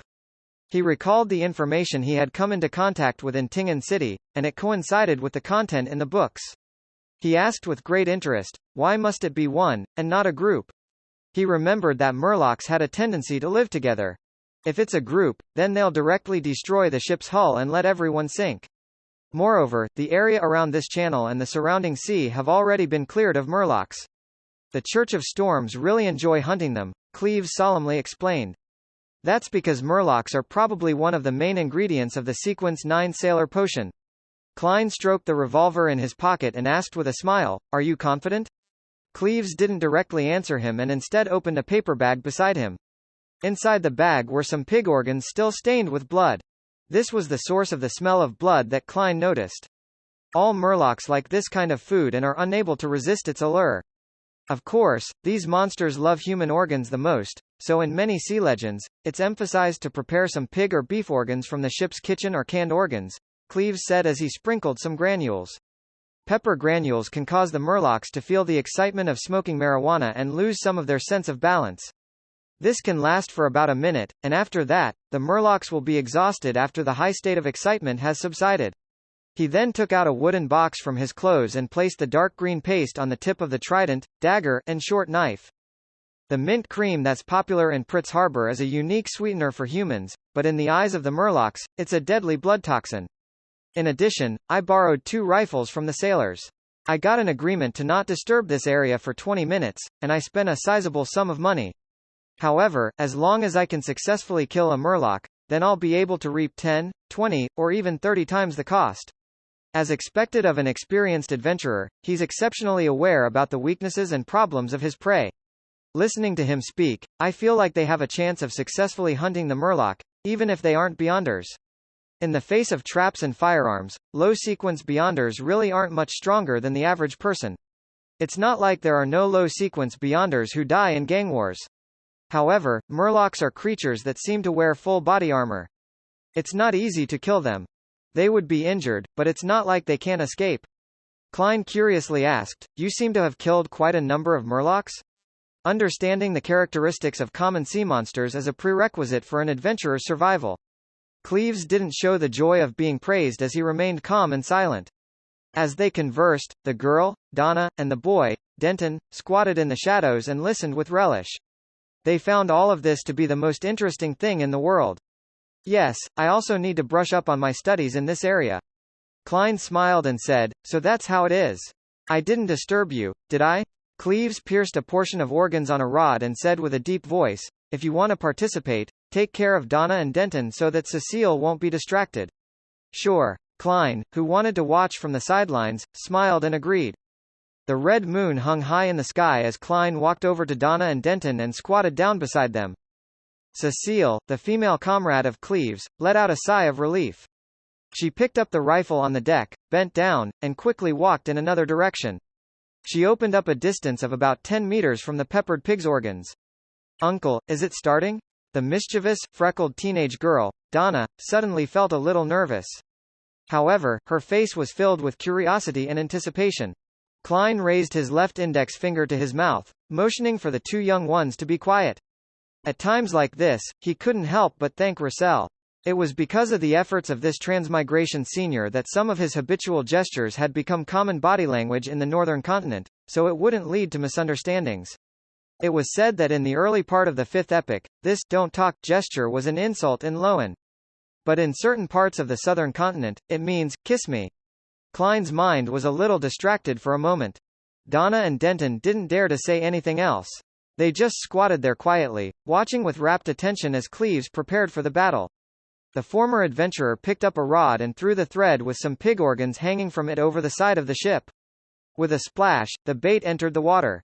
Calmly dispersing the remaining organs, Cleves wielded his weapon and retreated, step by step, to hide in the shadows opposite Cecile. The two of them formed an angle of about 60 degrees to the side of the ship where the rod was being supported. Leaning his trident and other weapons, he raised his rifle and tried to take in the feeling of aiming. The deck had completely quietened down, leaving only the operating sound of the steam engine and the crashing of waves against the ship. As the minutes ticked by, Donna and Denton couldn't help but switch from squatting to sitting, with their backs against the planks of the cabin, trying to soothe the paralysis in their legs. At that moment, they saw the rod on the side of the boat sink a little. The muffled sound of friction rapidly grew closer and closer. Suddenly, a figure jumped onto the deck. It was a monster bathed in crimson moonlight. Its entire body was covered in dark green scales, and there was a green slime flowing around it. It didn't have much in common with humans. It was like a giant fish that had grown 4 strong limbs, and there was obvious webbing in the cracks of its limbs. The Murloc was more than 1.9 meters tall, with round eyes and gills on its cheeks. It looked like demons from Legends, making Donna cover her mouth to prevent herself from screaming. At the same time, she covered the mouth of her brother, Denton, as well. Good thinking. Klein smiled to himself as he carefully examined the Murloc. Unlike the sailor rampager he had seen before, real Murlocs didn't have human-like brains. They were pure monsters. The Murloc vigilantly scanned the surroundings before squatting down. It picked up the scattered pig organs, quickly stuffed them into its mouth, and produced clear chewing sounds. The light in its mainly white eyes gradually faded, as if it had fallen into a dream. It's of low intellect. Klein shook his head and made his judgment. Bang! Cleves pulled the trigger, and a bullet flew out from the rifle. It instantly struck the Murloc's chest, causing its scales to shatter and blood to splatter. Wah! The merman let out a cry which sounded like a child, and it threw itself at Cleves, who was hidden in the shadows. It was as fast as a steam train. At this moment, Cecile, who was in another position, opened fire as well. Bang! The bullet from the rifle struck the Murloc's ribs, causing many scales to scatter and the tall figure to stagger. The Murloc, who had eaten the pepper granules, became visibly sluggish. It stopped, unsure of which enemy to attack first. And this gave Cleves and Cecile a chance to calmly reload. They took aim again and pulled their triggers. Bang! Bang! The sprays of blood bloomed in succession. The pain caused the Murloc's eyes to regain its lucidity. It flipped and pounced, dodging the follow-up shots, and closed in on Cleves as if it were unhurt. Cleves methodically put down the rifle in his hand and picked up the trident that was leaning to his side. Instead of dodging, he leapt forward and rolled to the side of the Murloc. The trident in his hand ruthlessly and accurately pierced into the area where the scales on the side of his prey were shattered. The Murloc spun around abruptly, bringing with it a gust of wind. It forcefully threw the trident along with Cleves out, causing the former adventurer to crash onto the deck. The Murloc shook its head, as though sensing an intense discomfort. It didn't attack Cleves and Cecile again, but instead, took large strides to the side of the ship in an attempt to jump into the sea. Bang! Cecile's bullet hit it again, creating blood to blossom again, but it still didn't make it become immobile. With 2 steps, the Murloc reached a suitable spot. It bent its knees and prepared to jump up. However, its body was too weak to exert its full strength. The distance it had jumped was obviously not enough, so it could only land on the inner side of the ship. Bang! The Murloc bore the brunt of the damage and tried to flip over the side of the ship. Seeing it almost escaping, Klein took out his revolver. Just then, a loud bang came from another direction. The Murloc's left eye turned into a bloody hole, and one could vaguely see a pale gelatinous substance squirming inside. It wasn't dead yet. It lay on the floor of the deck, trying its best to crawl and get up again. After a few seconds, the poison took effect and it twitched to its death. Klein traced the sound and saw a middle-aged man step out of the shadows on the other side of the cabin. The middle-aged man was wearing a thick dark red coat and white slacks. He was wearing the standard ship-shaped hat of this era. He was holding an iron-colored musket that was a relic of the times as white smoke billowed out of its thick black muzzle. Klein had heard the attendant introduce the man before, and he knew the man. He was the captain of the White Agate, Ellen Cagg. With obvious wrinkles at the corners of his eyes, his forehead, and the corners of his mouth, Elend walked towards Cleves and said with a smile, "As a captain, I must ensure that no accidents happen. Forgive me for watching by the side all this time." Cleves had already stood up. He didn't betray his emotions. "This is your ship. According to convention, you have the right to share in the spoils." Elend turned his head to look at Klein and others and said with a smile, "The next resupply of water and food is in 2 days' time. You'll have to think of a way to preserve the Murloc's corpse. How about this, sell it to me at a cheaper price, the difference is the reward I deserve." "This is the best solution." Cleves and Cecile exchanged glances and agreed to Elend's request. "For £130, it's all yours. The Murloc Beyonder ingredient has a market price of £150 to £200.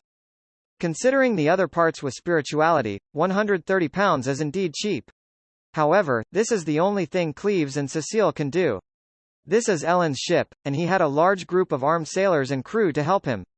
If the negotiations break down, they could sink everyone here into the sea within minutes. Of course, that's under the premise that I don't involve myself." Yes, it can be seen that Cleves and Cecile aren't Beyonders, at least not Beyonders of the combat and shooting domains. As for Elend, I find it suspect. Klein stood up and listened to the deal. "No, you seem to have misunderstood something. I'm not threatening you. £150. That's a fair price." Elend Cag called for a sailor and gave him the key to the safe. "You are the, just Elend." Only then did Cecile seem to recall his title on the sea. Elend laughed and said, "Yes." At this moment, Donna and Denton, stunned by the intense battle and the living monster, jumped to their feet and ran over to the Murloc in excitement and fear. Is it really dead?" Donna kicked the Murloc's body with her toe, then she jumped away and hid behind her younger brother as if she were afraid it would revive. "It really is a monster." Denton took a deep breath and opened his eyes wide. There are many monsters at sea. Apart from having 4 limbs and being able to stand, Murlocs have no similarities to humans. Elend smiled gently. He squatted down and took out a knife, slicing the cheek beneath the Murloc's eye, revealing white, tender skin that was tainted with some red. The most delicious part of a Murloc's body is suitable for eating it raw. Elend carefully sliced a piece of flesh and handed it to Donna. "You remind me of my daughter. Unfortunately, she's grown up and has a family of her own. I don't dare to eat it," Donna said, looking at the thin sliver of flesh held at the tip of the knife. "Ha, which one of you wants to try?" Elend laughed and looked around. After confirming that there were no warnings from his spiritual intuition, Klein nodded. "I'm very curious." Elend immediately handed him the knife. "Give it a try. On land, even nobles may not necessarily have a chance to eat it. These Murlocs are fish monsters. They can be understood as a mutated type of fish." He was trying to dispel the siblings' fears. Klein wanted to ask if there was any wasabi, soy sauce, or any other condiments, but seeing that the other party didn't mention it, he was afraid to appear ignorant. He took the knife, bit into the bloody flesh, and swallowed it. It was a feeling of flesh that instantly melted in his mouth. The taste of blood was very faint, giving it an appropriate salty taste. It perfectly set off the fresh and sweet taste of the meat.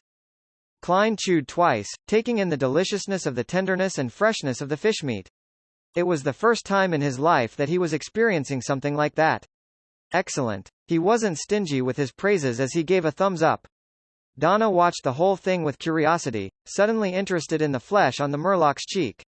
This overwhelmed her fear and disgust, and she suggested the idea of trying. Elend fulfilled her request and smiled as he watched her tightly close her eyes as her face scrunched into a grimace as she bit into the meat. Donna's expression gradually relaxed, and she quickly opened her eyes. She excitedly praised, an indescribable delicacy. She spurred things into action as Denton, Cecile, and the others shared the little chunk of cheek meat. Eating it satisfied them, but it also made them dissatisfied. They were satisfied with the taste, but were dissatisfied with the quantity. Seeing that Elend had eaten the last piece, Cleves pointed at the Murloc's body and said, "The meat around the ribs is suitable for frying, while the belly meat should be roasted. The other parts taste bad." "I share your thoughts," Elend said with a chuckle. "I'll have the chef prepare it immediately. On such a night, we should enjoy good food and wine together and exchange the legends at sea. It's a very enjoyable matter. I'm looking forward to it. However, why did a perfectly fine hunt turn into a delicacy exchange?" Klein swallowed his saliva. Above the deck, there was an extra layer of asbestos beneath the grill to prevent the coal sparks from being blown out by the wind and scorching the surface of the ship. The fat cook, wearing an apron and a tall white hat invented by Roussel, used a fine brush to constantly apply a seasoning created from a secret recipe, basil, fennel, sea salt, pepper, and lemon juice, to the long, white strips of fish, and frequently flipped them over to ensure that both sides were evenly heated. The flesh of the murloc's belly was fatty, dripping with drops of oil and causing the coal beneath the iron mesh to sizzle and flare up. An enticing aroma began to fill the air, and Klein inhaled again and again. In front of him was a round table and a chair. On top of the table was a unique-looking bottle of wine. The wine was golden red in color and seemed slightly sticky as it swirled about. Sonia Bloodwine is brewed from the sugarwood juice found in the surrounding areas of Golden Spring. It tastes like thin honey mixed with blood. It's sweet and smooth, but it's very easy to get drunk on. If you fancy any lady and want to treat her to a drink, you can consider this. It will make her drink more without realizing it. Haha, that's under the premise that you're able to handle the amount of alcohol she's drinking. Noticing Klein's scrutiny, Captain Ellen Cagg introduced in a half-joking manner. As expected of a former bosun, he's accomplished when it comes to self-deprecation. Klein sat down and maintained a cold attitude as he asked. A qualified adventurer wouldn't indulge in alcohol. Cleves, who was beside him, nodded. Only when they return home will adventurers allow themselves to drink. What a pity. Ellen turned to look at Donna and Denton, who were staring curiously at the bloodwine. He laughed and said, "This isn't something that underage children should experience." "I've had it before, it tastes really good," Donna retorted immediately. It's just that I fell asleep without realizing it and slept an entire afternoon." "I remember that you drank 2 cups that time." The little gentleman, Denton, said enviously. Ellen didn't satisfy their cravings and instead ordered a cup of sweet iced tea for each of the siblings and casually explained, "There are a lot of Southerners on this ship." Denton retracted his disappointed gaze and looked at the Murloc, which had its valuable materials taken away. He said rather innocently, Actually, it's not that scary. It's just a bigger, uglier fish with 4 limbs." Donna shot a glance at her younger brother. "Congratulations, you've finally recognized the essence of it." She then looked eagerly at Cleves and Ellen. Uncle, are there many of these monsters in the sea?" Murlocs didn't possess Beyonder powers which were beyond one's imagination. In the eyes of ordinary people, they were akin to ferocious beasts at sea or a living example of legendary monsters. Ellen chuckled and said, "No, in the main sea route and the surrounding seas, there are very few monsters like this. They've been cleared out a long time ago. You must be lucky enough to meet a Murloc. Think about it, if I can often kill monsters worth 200 pounds or more, then I certainly wouldn't be the captain of a passenger ship. I'd organize my own hunting boat to chase down these gold pounds." "That makes a lot of sense." Klein secretly cheered him on. According to his observation, the Beyonder ingredient from a Murloc was its bladder. That azure aqueous light made one feel like they were looking at a gem. Cleves raised the black tea which a sailor had just delivered. He first smelled it before taking a sip. Only by leaving the main sea route and going deep into the ocean, which is often shrouded in fog or storms, will there be a good chance of encountering such monsters, but that would be very dangerous. Apart from scaly Murlocs who can climb, there are also legends at sea of Nagas that have the upper body of a human while their bottom half is that of a snake. They have 6 arms and are very agile. Ellen continued on the topic. There are also giant octopuses which can spit out juices that can corrode a lot of people, terrifying sea monsters that can flip a boat with a gentle blow, mermaids with intoxicating songs that make one unwilling to leave, blue giant dragons that can produce lightning, giant birds with wings that can cause hurricanes. Heh, I've never seen any of these before. They're all legends of the sea, and no one knows whether they're real or fake. Mermaids? Klein's expression didn't change. Very interesting, Donna exclaimed, fascinated with a look of longing. Denton looked around, and seeing that Klein hadn't spoken, he curiously asked, "Uncle, you're an adventurer too. Have you seen such monsters before?" Klein was stunned for a moment and then gave a faint smile. "Once. Back then, there were 5 of us, and we chanced upon one, a single Murloc. After an intense fight, we finally finished it. This was a real experience of his in Tingen City. It was also his first encounter with an official Beyonder who had lost control. At that time, he and old Neil had helped to eliminate a mutated sailor at the request of Swain, the old owner of the evil Dragon Bar." Thinking of this, Klein felt nostalgic and wistful. The cold and sharp expression on his face couldn't help but soften significantly. 5 people? While asking, Donna secretly counted the number of people who had been involved in the battle. 1, 2, 3. She discovered that only 3 people had taken action to kill the Murloc. Without waiting for Klein's response, Ellen said with a hint of surprise, "A chance encounter?" "Yes," Klein answered frankly. "Were there any casualties?" Ellen pressed. Klein shook his head. "A few minor injuries, a chance encounter, and you only took 5 people to finish a Murloc. All of you are very powerful." Cleves gave his own evaluation. His companion, Cecile, nodded to express her astonishment. The battle that had happened just now was brief and quick, and the Murloc seemed easy and vulnerable, but she and Cleves both knew very well that without the pre-prepared bait, the hallucinatory effects of the pepper granules and the subsequent fatigue, the Murloc's fatal weakness of mint cream, and the 2 borrowed rifles, it was impossible to imagine how many people would die in order to kill a Murloc. Indeed, very powerful. Elend looked thoughtfully at Klein. It was a team formed of 4 sequence 9s and a sequence 8. Klein said with a half-smile and a half-sigh, "At that time, I was still very young, and I didn't even have any experience in combat. I was purely support." "Uncle, you're still very young." Donna nodded her head vigorously. "I like what you said." Klein keenly noticed that Captain Elend had relaxed a lot from what he had just said. At this moment, several crew members had brought over a large ceramic plate. On top of it were pieces of meat that had been fried to a golden hue. The basil leaves were sprinkled with color, and a captivating fragrance assaulted their noses. Elend raised his glass of Sonia bloodwine and offered a toast. "To a beautiful night. May the storm be with us. To a beautiful night." Donna and Denton cheered and sipped their sweet iced tea. Klein chose to clink glasses with a cup of black tea. He forked a piece of meat from the Murloc's ribs, finding it firm and without fat. However, after absorbing the vegetable oil, its flaw of being too dry was remedied. As he chewed, it emanated an limitlessly chewy consistency and fragrance.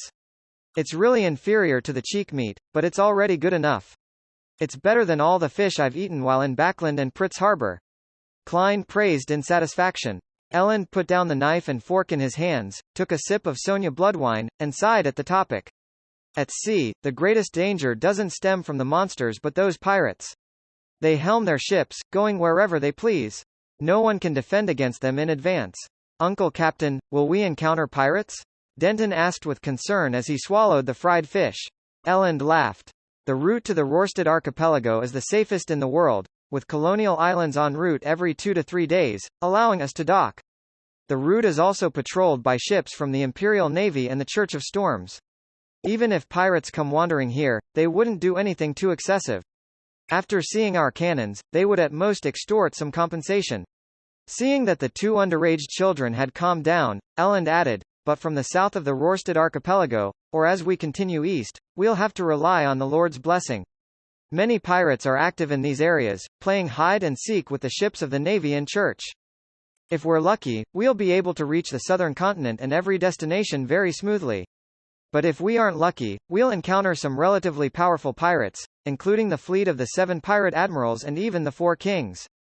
However, you don't have to be too worried.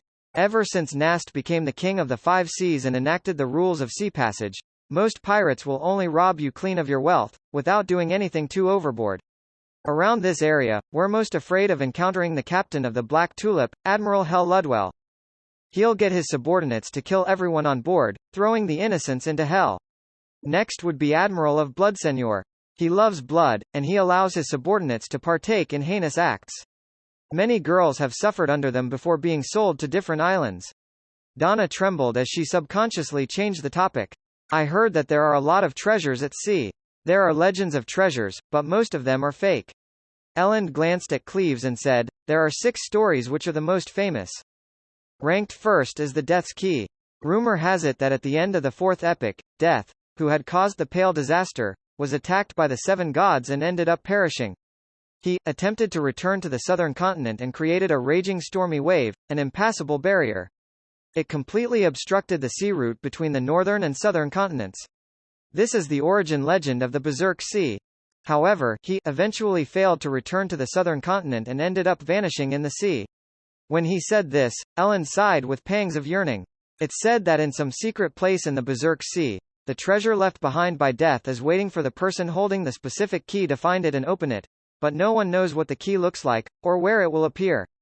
Ranked second is the Fountain of Unaging. It's deep in the Sonya Sea. Rumor has it that one of the four kings, King of Immortality, Agolito, had drunk the waters of the Fountain of Unaging. Fountain of Unaging? Will you really gain eternal youth if you drink it? Donna widened her eyes and asked curiously. She didn't have any feelings of anticipation, because she was still young enough. Ellen didn't answer at once, and instead, he forked a piece of fried Murloc rib meat, tore into it in 2 bites, and took a sip of Sonya wine. The sweet and smooth taste has completely nullified the cloyed taste of fried oil. His eyes were half closed, and he looked like a gourmet. After pondering for a few seconds, he slowly answered Donna's question. I don't know if there's a Fountain of Unaging, nor am I certain if the King of Immortality, Agolito, drank its waters. I only know one thing, and that is, that when I was very young, I heard the legend of this pirate king. It's just like how King of the Five Seas, Nast, seems to live forever. Their beards must be very long, extending beyond than their chests. Denton gave his opinion. In fact, the King of the Five Seas, Nast, has a beard that only reaches below his neck. He sits on the deck, draped in a black splendid robe with silver ends. He wears a crown that's 2 times taller than his head and overlooks everything like a deity. Ellen's tone gradually lowered as though his memories had entered a quagmire, and he was unable to extricate himself. Uncle Captain, have you ever met the King of the Five Seas? Donna asked excitedly. This was the most legendary pirate. His name traveled through the sea, and even the children of the port cities knew his name. Whole generations of people grew up listening to stories about him. In a sense, many people view Nast as the true pirate king. I remember one of the conditions for advancement for Dark Emperor is to equate one's name with Emperor, entrenching it deep in the hearts of the people. Is this an early or simplified version of an attempt? I wonder what sequence the King of the Five Seas is at now. Although Klein was focused on sampling the Murloc meat, his mind whirled as a result of the group's discussion. Faced with Donna's question, Ellen said with a sigh, at that time, I was still very young and serving on the William V. Once, our fleet tried to cross the Strait of Calamity in the Berserk Sea and encountered the Dark Emperor's ship there. In those few minutes, everyone, including the fleet captain, lost the will to fight. Fortunately, Nast didn't give the order to attack us. Very cool. The boy Denton cheered, his eyes shining. Ellen didn't continue the topic. He smiled and said, as for King of Immortality, Agolito, I've never met him in real life. I only know that his bounty notice depicts a pale middle-aged man. How pale? Let me give an example you can understand. It's like he's been dead for some time, a corpse which is just beginning to rot. When Donna and Denton heard this analogy, they subconsciously looked at the badly mutilated Murloc's corpse and involuntarily quivered their throats. Of course, the most important thing in a bounty notice isn't the looks. It's the bounty reward. In Loan alone, Agolito is worth £100,000. And his bounty is the lowest among the 4 kings. Ellen diverted the topic and said, let's continue the stories about treasure. Ranked third is the inheritance of the Solomon Empire. In the 4th epic, when that massive empire was dissolved and destroyed, the royalty brought treasures that even the gods would be jealous of onto a ship. They steered it deep into the Fog Sea, awaiting the opportunity to rebuild their dynasty. However, 500 years passed, 1,000 years passed, and 1,500 years passed, but it ultimately didn't appear. Rumor has it that the King of the Five Seas, Nast, inherited parts of the Solomon Empire's inheritance. No one knows if he's a descendant of the real Dark Emperor, Cecile added with interest. Fog Sea? Western shore of the northern continent? Donna thought back to her geography. Right, Cleves responded simply. West of the northern continent was the Fog Sea. To its east was the Sonya Sea, south was the Berserk Sea, and north was the North Sea. The east and west sides of the southern continent were similar to the northern continent, while south of it was the Polar Sea. Together, they formed the Five Seas. The Loan Kingdom was backed by the Hornassus mountain range and the inland Midseashire. Its eastern face was the Sonya Sea, and it stretched south to Daisy Bay. It occupied several of the excellent entrances to the Berserk Sea, but it didn't involve the Fog Sea. Is that so? Donna didn't have much interest in the faraway treasure, so she switched focus and asked, what about the 4th treasure? It belongs to the last empire of the 4th epic, Trunsost. Rumor has it that they built a huge ship the size of a city, and they transferred all their treasures onto it. Funny enough, their escape was of no use. Although the predetermined passengers and crew didn't fail to arrive at the port in time, none of them survived. However, that ship vanished by itself. Up to this day, people often claim to see a gigantic ship sail by them silently in a foggy night. It's been called the Spectre Empire, and it appears across the Sonja Sea. Hey, this is the conclusion from all those stories. Elend looked up at the red moon hanging high in the sky as he said with a tone of mockery, without any disguise of his longing. Perhaps we will see it pass us by tomorrow night. No, tonight. Donna thought with anticipation and excitement. Klein finished up the rest of his food, drank his black tea, and listened with interest to what Elend had to say about the rest of the treasures. The fifth is the lost city of Nuens. Rumor has it that at the bottom of the Fog Sea, there's a civilization with intelligent creatures. Around that patch of sea, seafarers and adventurers often find special items which all point to the Nuens of ancient times. However, the members of this civilization have yet to appear. It's like it has been lost to this world. Elend drank the remaining of his Sonja bloodwine and said, that is an inheritance left behind by a civilization. The magnitude of its wealth is absolutely unimaginable. After pausing for 2 seconds, Elend put down his glass and laughed.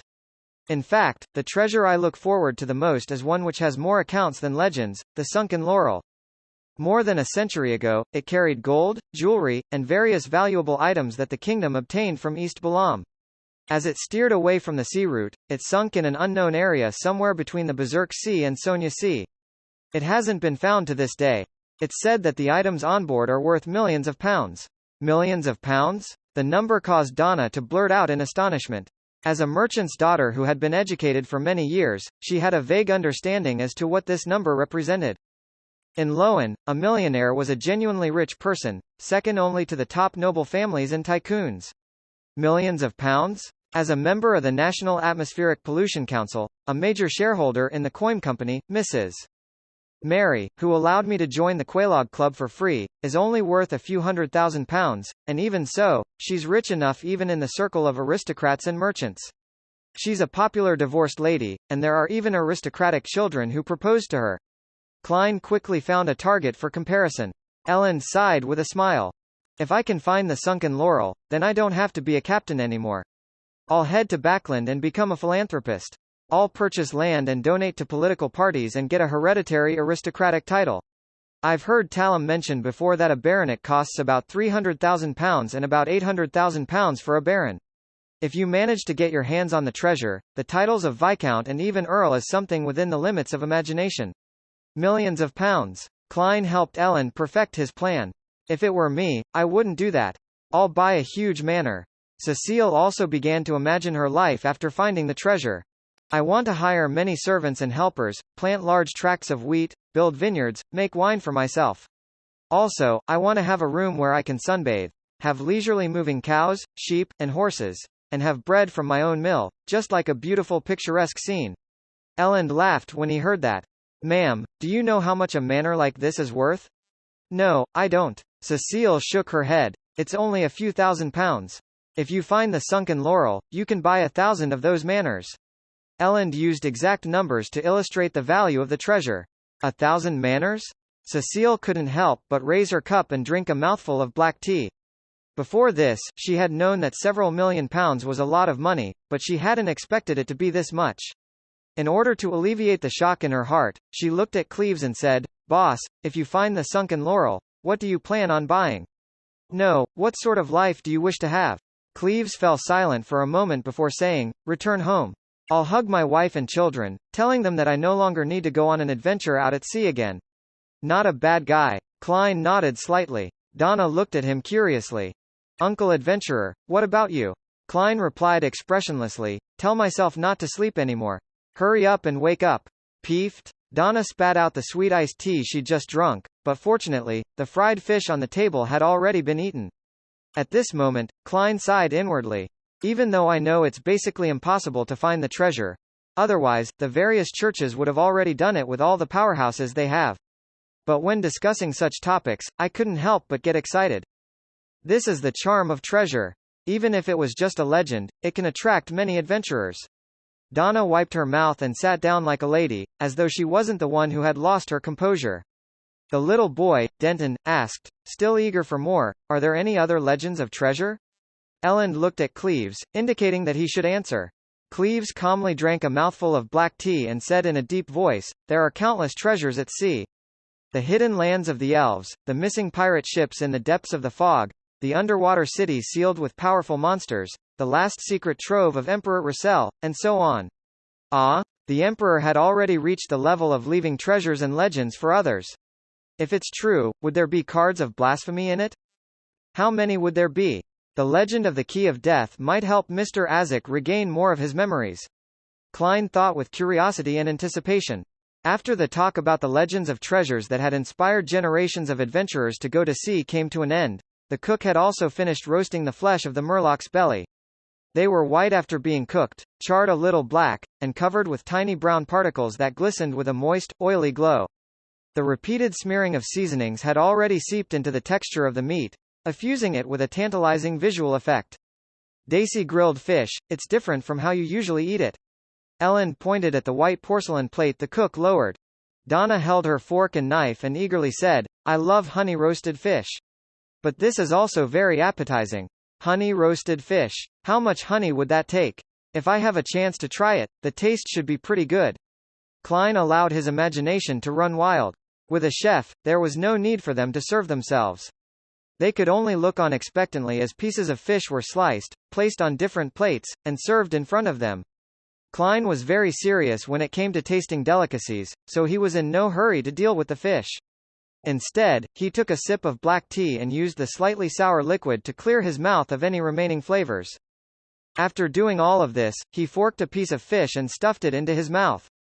In a split second, he felt the slightly stimulating flavors of fennel, basil, and other spices. They were sufficient enough to help him open up one taste bud after another. Immediately after, the delicious juices of the meat, the slightly astringent taste of the sea salt and the refreshing, sour, and sweet taste of lemon all burst out at the same time, filling his oral cavity and making his mouth water. As he chewed, the last bit of the fish meat's stubbornness was broken off one by one after having its fat roasted out of it, fully presenting the splendor of the meat, as well as its faint sweetness. Swallowing the fish in his mouth, Klein recalled a delicacy program he had watched in his previous life and chose the evaluation line that matched what he just felt. "The layered flavors are very clear, excellent."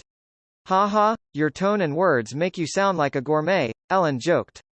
Donna waved her fork and echoed, "Uncle, perhaps you should write a column in the newspaper about different restaurants and different cuisines." Why didn't I think of this idea? This is a good job that can earn me money, as well as allowing me to taste delicacies. The only problem is that an obese man can't be a flexible clown. Use the great art of spewing vomit? What a waste of food. Klein seriously considered Donna's suggestion. To a beautiful night. When there was very little food left, Elend poured himself some more of the Sonia bloodwine and raised his glass with a ruddy face. Klein and the others echoed in similarly good moods, to a beautiful night. They drank the rest of the liquids from their glasses and watched the waiter clear the table and clean the deck. They talked for a while more amidst the cold wind, talking about the mermaids that Donna was most interested in. Cleves told the young lady that, in some legends, mermaids were also called sirens, and they used their songs to confuse humans not for entertainment but for hunting. Aside from the possibility of encountering these creatures on the sea route from the Gargaz archipelago to the depths of the Sonia Sea, there was a certain chance of discovering it in dangerous seas that haven't been explored by humans. However, all of this stemmed from the drunken boasting of certain pirates, and they all avoided the question of how they escaped from the mermaid songs, which made it highly suspicious. No matter what, this at least points me in a possible direction. Klein took note of what they had discussed. Donna, Denton, it's time to go back. You'll have to get up early tomorrow and have breakfast with your parents. Cecile looked at the moon's position. Fine. Donna stood up reluctantly. Denton hurriedly asked, Do I have a chance at becoming an adventurer? His mind had been captivated by the previous hunt and the legends. Cleves walked to his side, patted his shoulder, and said, Before you ask this question, you need at least 5 years of combat training and studying. I think your father will hire a good tutor for you. Yeah. Denton's eyes lit up, and he nodded vigorously. After 5 years, the adult you probably won't want to be an adventurer who can find himself buried at the bottom of the sea at any time. Cleves's handling of the situation was very shrewd. He didn't immediately refuse him, but rather he gave him hope and let time wash away his interest. This prevents the child from becoming suddenly rebellious. Regardless, mastering a fighting technique is always beneficial for anyone. Klein put his hands in his pockets and thought with appreciation. On the way back to the interior of the cabin, Cleves handed 2 5-pound notes to Klein. Your payment. He had just received £150 from Ellen's purchase of the whole Murloc. I didn't do anything, Klein instinctively refused.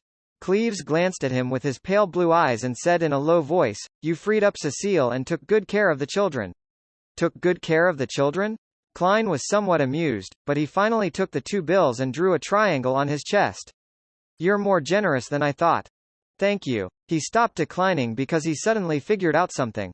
If he hadn't accepted the £10, then in the eyes of a veteran adventurer like Cleves, it would appear as though he was dissatisfied with the price and was attempting to get more, making it possible that he would attack them at any time.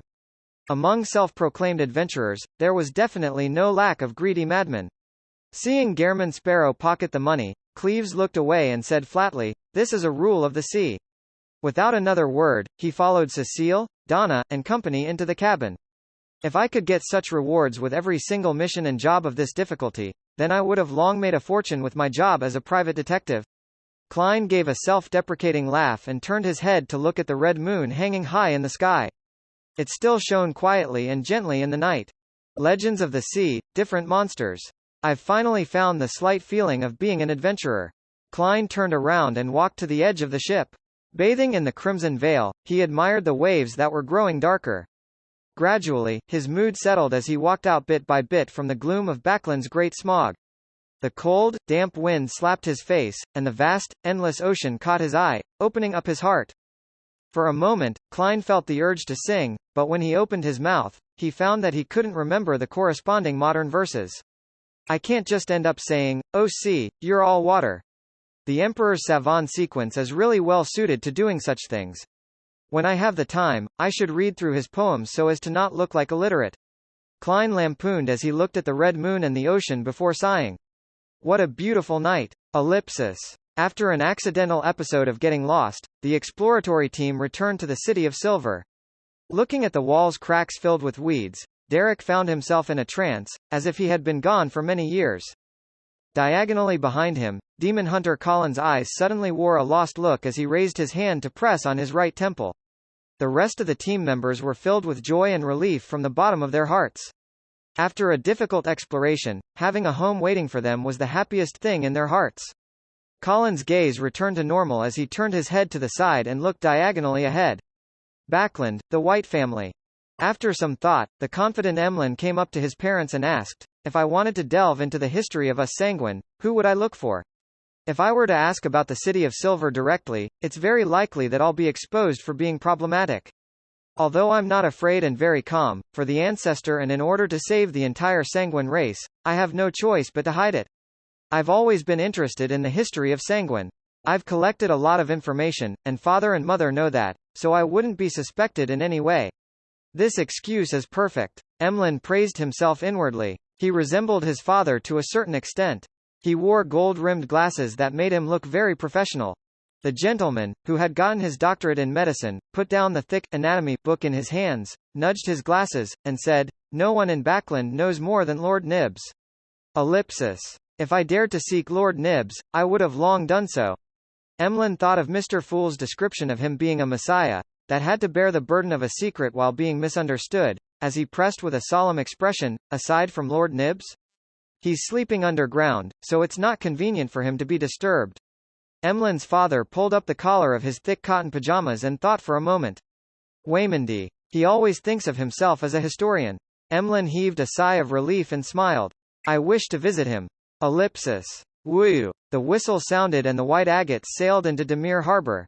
It would replenish fresh food and water on the colonial island and set sail again the next morning. After hunting the Murloc, Klein spent the next 2 days of what could be described as a leisurely or boring life. He was completely bored by the scenery of the sea, and he decided to head to the harbor's bar to look around that very night, hoping to get more information on mermaids and inspiration for acting.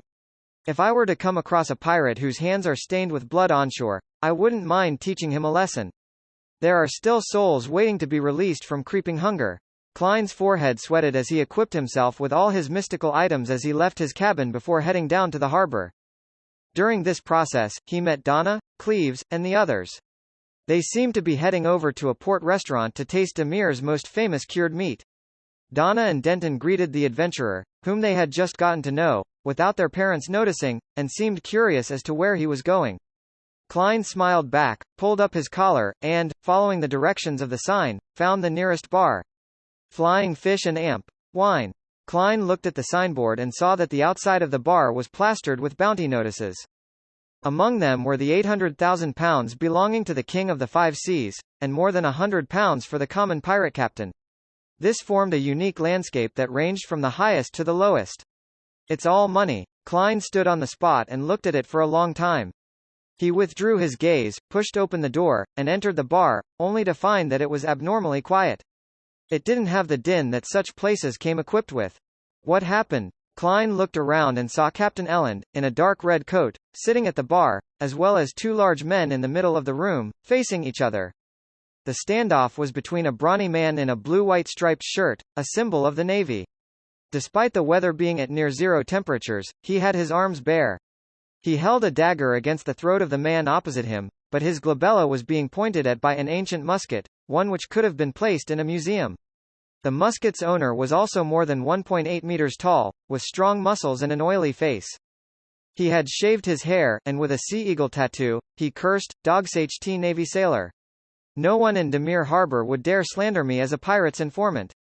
The Navy sailor didn't yield to him, and both sides fully illustrated the rich profanities of the sea. Klein observed for a few seconds, then he walked around the edge to Captain Elland, who had a straight sword at his waist and a hidden musket on his body. He asked in a calm and casual manner, "What happened?" "A quarrel between two drunkards. In Demir Harbor and in the surrounding waters, there's always been such rumors that Sea Eagle Logan is in service of the master of the Black Tulip." The Navy sailor had mentioned this a moment ago, and Sea Eagle just happened to hear that. "The master of the Black Tulip? Isn't that Admiral Hell Ludwell?" Klein turned and sat down on the high stool in front of the bar counter. He tapped the wooden countertop. "1 glass of Southville beer. 6 pence. A bronze-skinned bartender with pearly white teeth wiped the cups as he said with zero passion. "When it comes to continental specialties, the prices are much higher than Backland and Tingen." Klein fished out a handful of copper pence, counted 6 pence and gave it to him. At this moment, Logan and the Navy sailor were stopped by the bar's bouncer. After they each spoke harshly to each other, they retreated to different corners. Perhaps it was due to him losing his dignity, the Navy sailor hurriedly left after about 10 seconds. The atmosphere in the bar became lively once again. "Wanna play some cards?" Captain Elland pointed to the stairs by the side of the bar. No. Klein's main purpose for coming was to gather information. Elland subconsciously wanted to pat him on the shoulder, but his cold and sharp demeanor stopped him. He could only pull back his hand and pretend to adjust his dark red coat and remind him, "Don't get the women here." Klein nodded, picked up the glass of Southville beer, and took a swig. "Also, don't trust anyone here. Only a small portion of what they say is true." Elland carried his lanty-proof and stepped onto the stairs that led to the second floor. Klein turned his head to glance at him and asked without a change in expression, "Including you, perhaps?" Elland was taken aback at first before he laughed out loud. "At least my reminder just now was real." "Oh, and me being a man is true as well." "Not necessarily. There's a potion called witch in this world." Klein looked away, drinking slowly and listening to the surrounding drinkers boasting. 2 or 3 minutes later, a short, thin man sat down next to Klein with his drink. "Mate, you look like an adventurer." He tilted his head and smiled. The man who greeted him had black hair, blue eyes, and aged facial features. His temperament was rather wretched. "You could say that," Klein replied coldly. "I can tell you're a hunter that chases after bounties and riches." The short man looked around and lowered his head, suppressing his voice while he said, "Have you heard of the Spectre Empire?" "I've heard of Amway, and I've also heard of the Father in Heaven and the Messiah being sealed at the bottom of the sea." Using the power of Faceless, Klein sent out a signal not to approach him. "Yes, a huge, ancient ghost ship full of treasures. We have clues to it," the short man said in an infectious tone. "We found some information about where it will appear next. We don't want the pirates or the Navy to benefit from it, and we don't want to be robbed of our wealth, so we've decided to hire our own armed merchant ships to wait in that area, which would probably cost about £1,000. I've already found 15 companions and raised £720. Are you interested in participating?" Without waiting for Klein to speak, he fumbled for a stack of brownish-yellow letters. I know you won't believe it so easily. In fact, no one will, but after the 15 friends who read through this information, all of them decided to join in on our plan. Ellipsis. Do I have such a gullible face? Or would any bumpkin end up in this situation without slipping away from this sort of thing? While Klein was considering whether to appraise the letters, from the corner of his eye, he saw that Sea Eagle Logan, who was previously squabbling, was walking towards him. Woody, you're trying to scam someone again. You damn sewer rat. Logan picked up the short man and threw him into the open space in the middle of the bar, where he landed on the ground, sprawling. The muscular man, with the bluish-green tattoo on his head, sat in the same position as Woody and guffawed. Sorry, these are the rats of our Demir Harbor. They always do things that ruin our reputation. In fact, we're all very friendly. If you have anything you want to ask about, don't hesitate to ask me. Heh heh, don't believe what they say about me. I'm an upright person, and I have nothing to do with Admiral Hell. The more you emphasize that, the more suspicious it becomes. Klein's expression didn't change as he calmly said, I want to know the latest rumors. No problem. Sea Eagle Logan slammed the bar top and said to the bartender, give me a plate of special cured meat. I'll be treating this mate to our most famous delicacy in Demir. The bartender, while still maintaining his cold expression, pushed open the door and entered the kitchen. Soon, he brought out a plate of red and white, finely cut cured meat. 5 pounds. He didn't look at Sea Eagle Logan, and he instead looked straight at Klein. 5 pounds. Sea Eagle Logan turned his head to the side, smiling warmly as he raised his arm to show his muscles. Everyone just heard it. In order to thank me, you offered to treat me to some special cured meat. For a moment, Klein didn't realize what had happened. It was only when the bartender urged him a second time that he realized he was being blackmailed. Furthermore, their scam was rather well planned. First they used an easily seen-through farce to let Sea Eagle Logan appear, thereby winning a good impression with the target. Then, with the excuse of treating the target, order an especially expensive special cured meat. And then finally, he goes back on his word and turns matters upside down and forcing a sale. It's no wonder that when Rat Woody was thrown out, those drunkards didn't make a sound. They were all afraid of this Logan who's rumored to be in the service of Admiral Hell. How should I deal with this? My present persona is Gehrman Sparrow, a somewhat crazy adventurer and bounty hunter. Klein raised his cup and drank a mouthful of the rich malt-flavored beer and said with his usual tone, why don't you just rob me? Why don't I just rob you?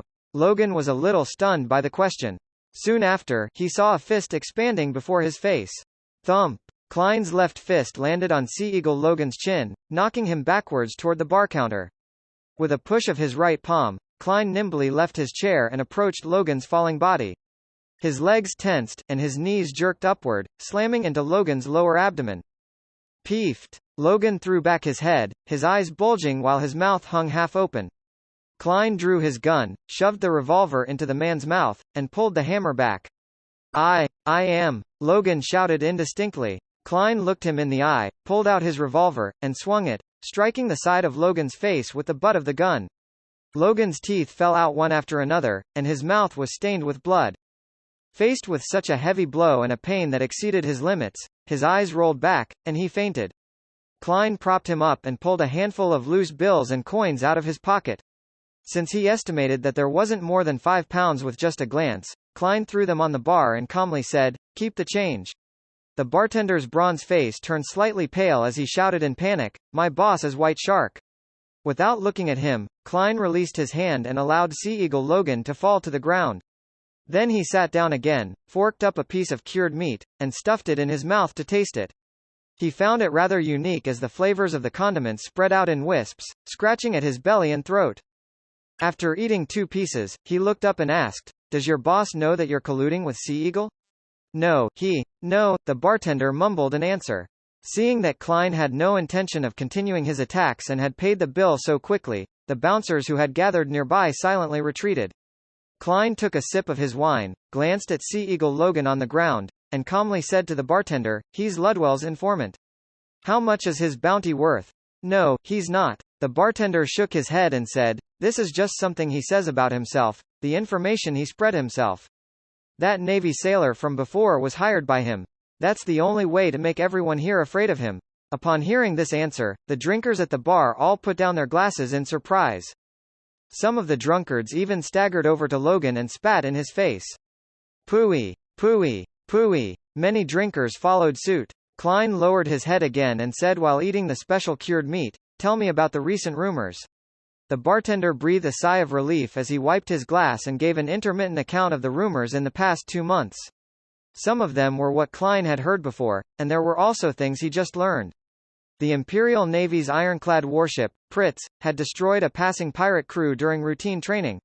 Panic over the behemoth's cannons has begun to spread among the small and medium-sized pirate powers. Some of them even wished to take advantage of the ironclad warship fleets in coat form to madly commit crimes before withdrawing from this trade with a sum of money. The sea wouldn't be peaceful for the next 6 months to a year.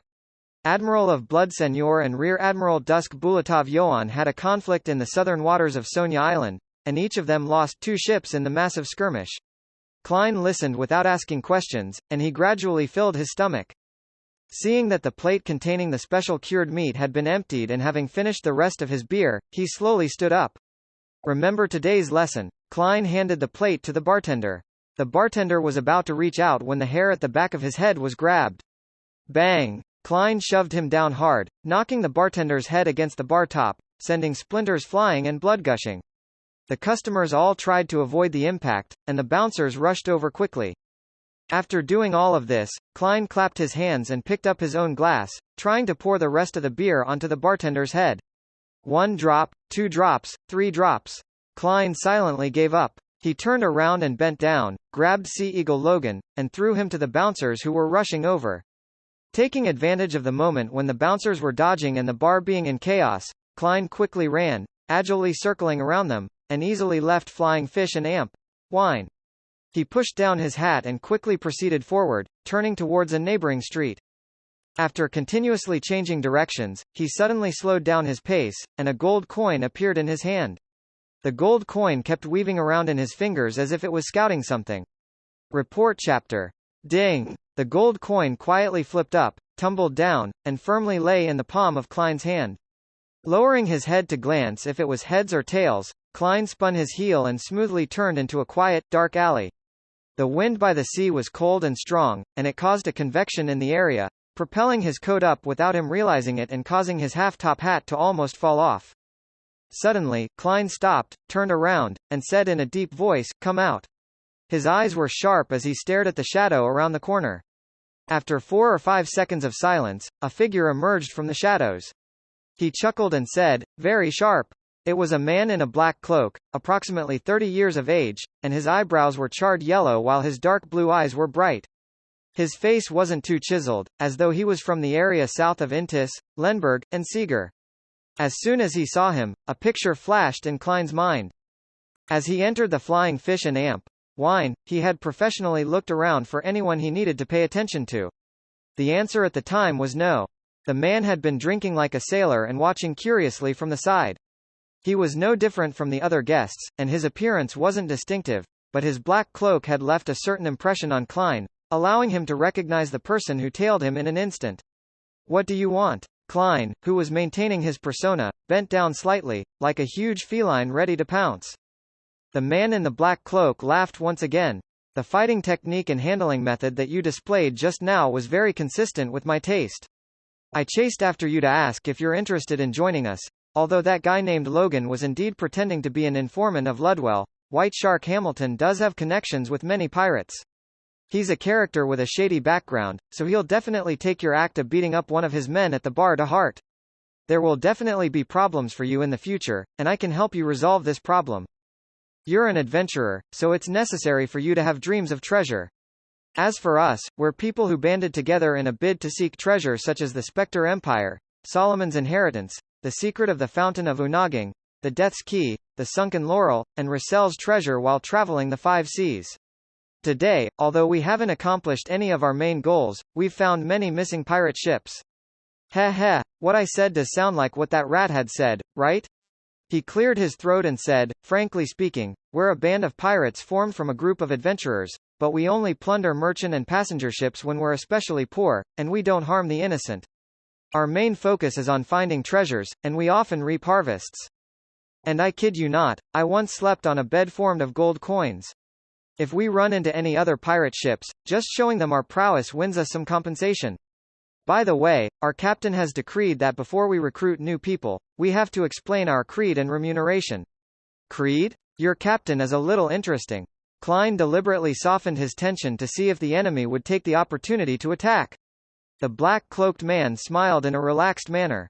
What I said previously was our creed, and now, let me talk about the remuneration. This fellow is quite confident.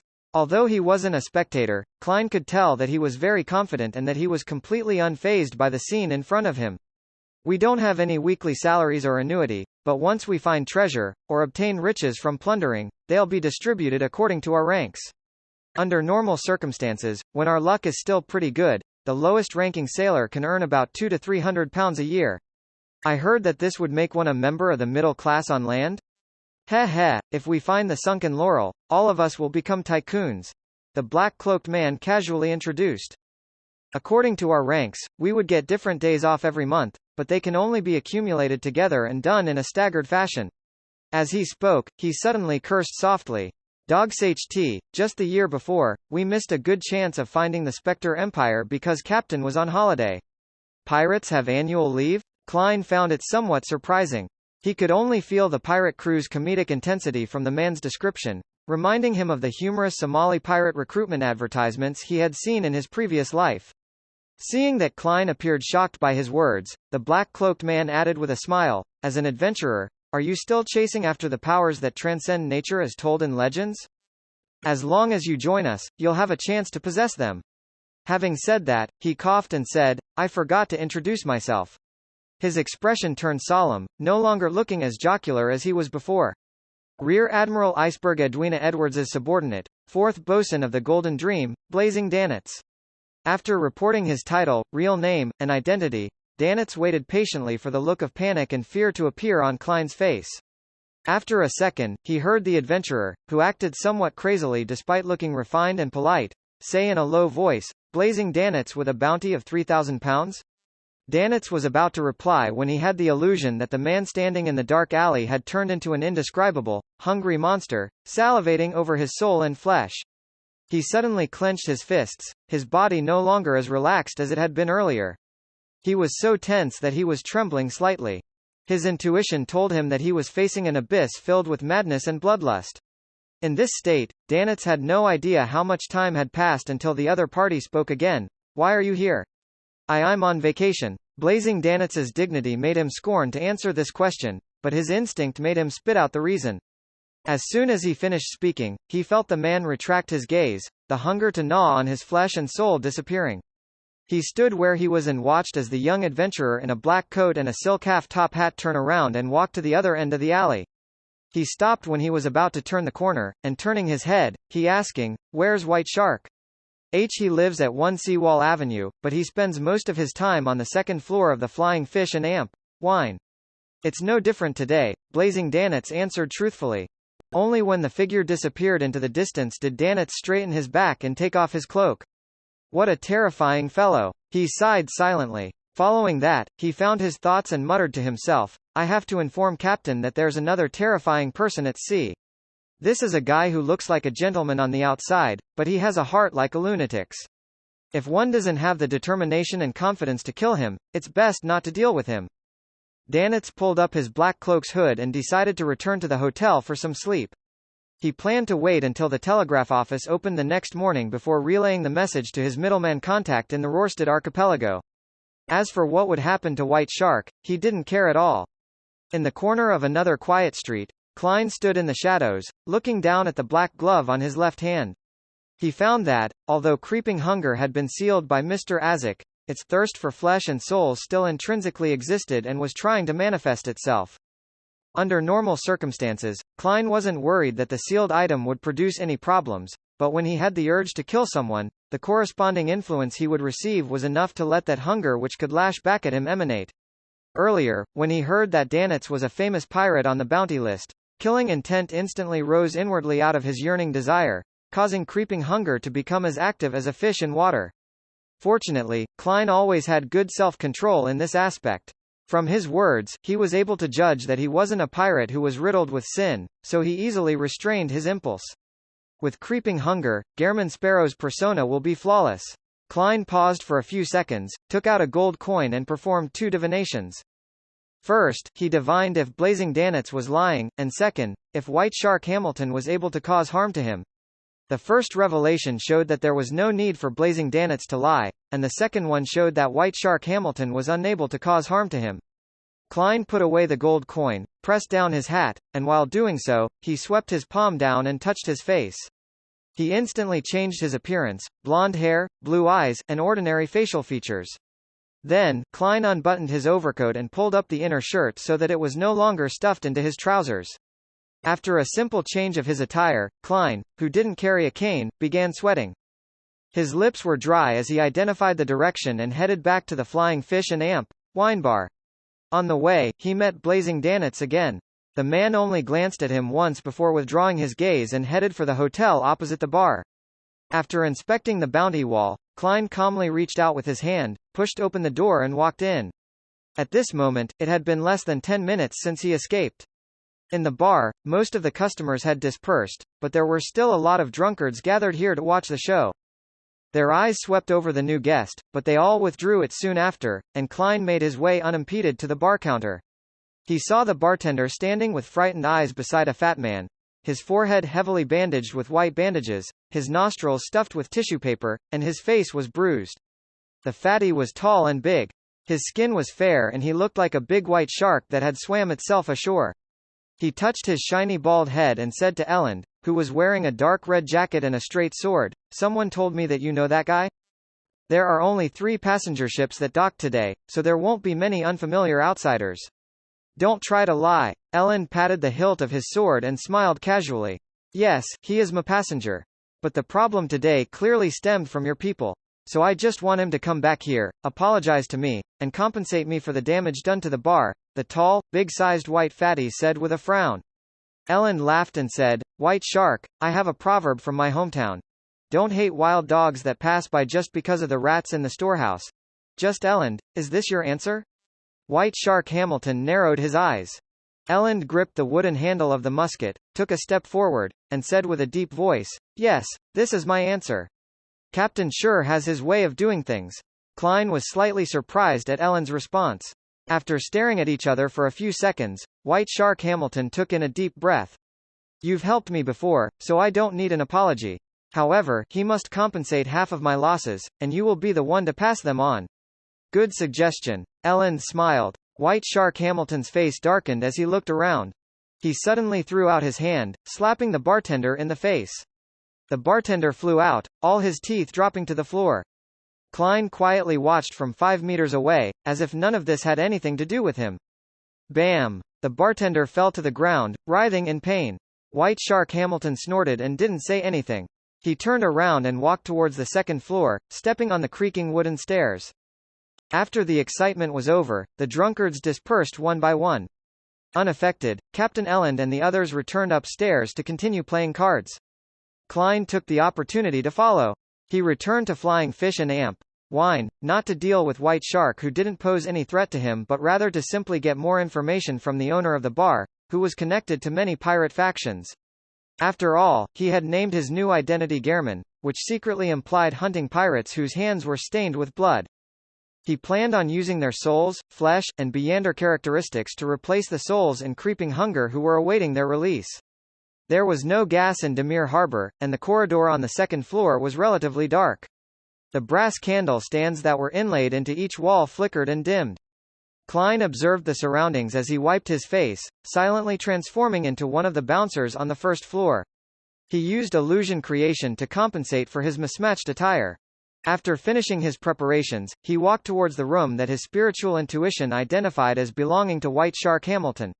He first passed the card room, but he didn't attract anyone's attention. He stopped in front of the bouncers who were guarding the corridor and said in a low voice, "There's something going on downstairs again. Holy Lord of Storms, what's happening tonight?" A bouncer sighed. "I hope those beautiful people don't get hurt," another guard said worriedly. He was referring to the whores who got their business in the bar. "They're fine." Klein stepped past the bouncers and knocked on White Shark's door. "Who is it?" Hamilton warily asked. "Boss, it's me. Something happened downstairs again." Klein remembered the information he gleaned while watching the commotion and deliberately hoarsened his voice. "Damn it," Hamilton bellowed, "come in and explain to me what happened." Klein turned the doorknob and walked in. When he closed the door, he dispelled the illusion, and the muscles on his face rapidly squirmed, returning to his previous identity, a new customer with blonde hair, blue eyes, and ordinary facial features. Hamilton was stunned for a moment before he immediately opened his mouth wide in an attempt to shout loudly. At the same time, many illusory fish scales surfaced on the back of his hand, his originally large and fat body burgeoning. Suddenly, his heart began to beat faster, and a strong instinctive fear seized him by the throat. At this moment, he felt that the stranger standing by the door was a demon that had been starved for many days, repeatedly examining his flesh and soul with an ice-cold, craving look in his eyes. All of a sudden, White Shark Hamilton was gripped by an extreme panic, and he failed to effectively respond. Klein slowly walked to the sofa and sat down. He politely smiled. "Now, can we talk calmly?" The feeling of being stared at by a horrifying monster suddenly disappeared. Hamilton relaxed all of a sudden while his body shriveled up a lot like a punctured balloon. He didn't rashly cry for help as he asked with beads of sweat lining his forehead, "Who are you? What do you want?" "A hunter," Klein answered casually. "I heard that you're connected to a number of pirate factions. I would like to know their respective situations." "No, I'm not," White Shark Hamilton subconsciously denied. He immediately felt the extreme hunger again, and he felt as if the man's eyes were dyed with a dark red layer. Klein inwardly deliberated over his persona and said with a gentlemanly smile, "You have two choices. One is to answer frankly. The second is to be killed by me and then answer honestly." Killing to channel my spirit? White Shark Hamilton had heard of similar rumors. He swallowed hard and asked, "Why do you want to know about any of this?"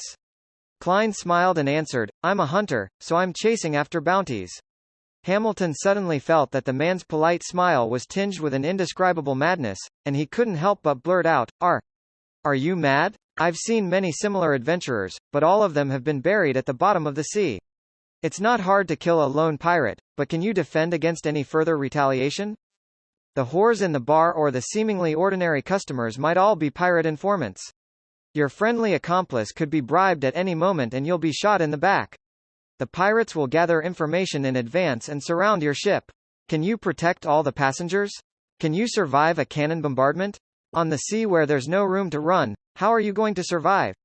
After venting the horror in his heart in one breath, he saw the man, who called himself a hunter, reveal a gentle and kind smile. Just have them all killed, and then there won't be such a problem. A true madman. White Shark Hamilton immediately took a deep breath and said, I'm in contact with many pirates, but it's a passive relationship. They need to sell the cash, jewelry, and goods that they plundered in exchange for alcohol, food, fresh water, weapons, and women's comfort. This has to happen through me, but I can only wait here for them. I don't know where their ships pass or where they're going. What else? Klein asked calmly. His reply just now was mainly to scare White Shark. As for having revenge sought on him by the pirates, he wasn't worried at all. As a faceless, he might as well find a place to drown himself at the bottom of the sea if they could find him so easily.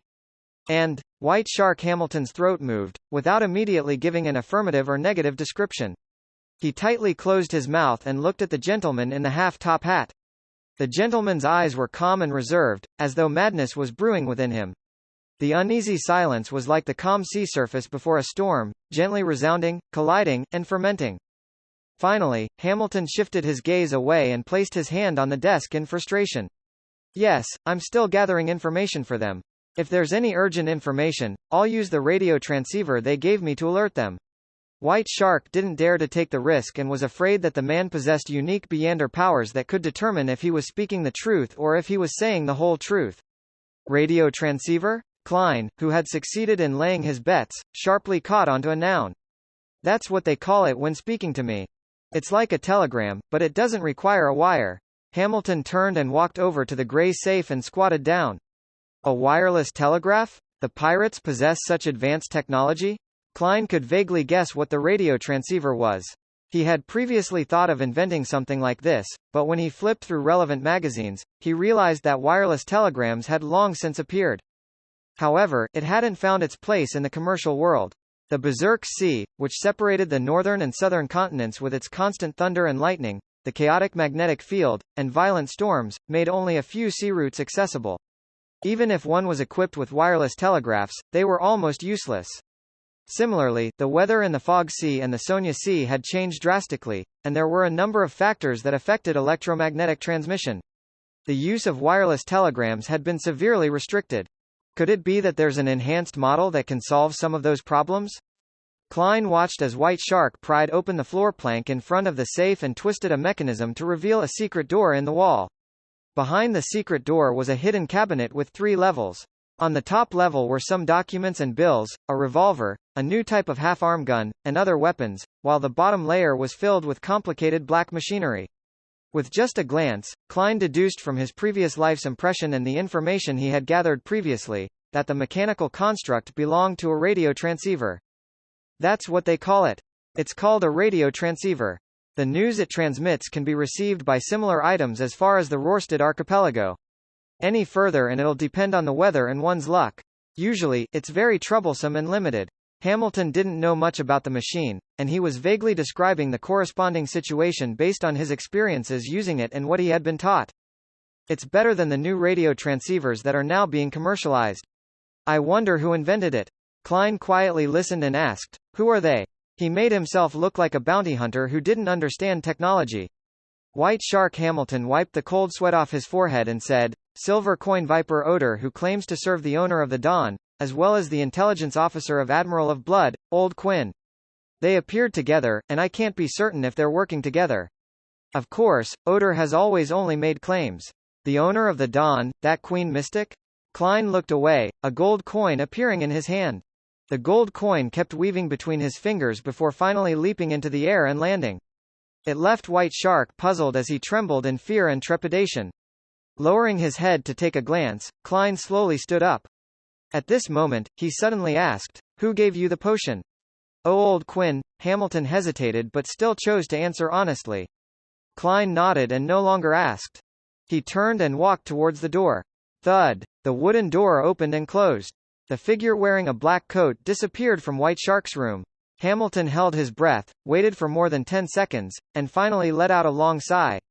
He quickly wiped the sweat from his face, placed the radio receiver on the desk, flipped through a codebook, and hurriedly sent a telegram into the distance. "I was targeted by an unfamiliar fellow." Beside the completely engrossed Hamilton, Klein had his hands in his pockets as he quietly watched, taking in the entire frequency spectrum and the passcodes. His departure just now was just a large-scale magic show, more than enough to deal with a low-sequence meander like White Shark's sailor pathway. As for the question of whether or not he would be able to remember the details later, a seer didn't need to worry over it. A dream divination was enough to recall everything. Admiral of Blood and his men enjoy killing and love blood. They're passionate about enacting violence against women. Every time they rob a passenger ship, they would always cause a tragedy. This is public information known by everyone, and they themselves were proud of it. They're never stingy with their proclamations. The target of the hunt and the risk involved, all give priority to them. Klein thought for a moment and then prepared to leave the room while Hamilton tidied and put away the radio transceiver. He didn't plan on dealing with White Shark for the time being, as he was afraid of disturbing the real prey. Anyways, this kind of fellow who was on land with a fixed territory could be easily dealt with in a letter later since he had dirt on him. Klein's soundless footsteps caused the door to slowly open and then quietly close, bringing in a slight cool breeze.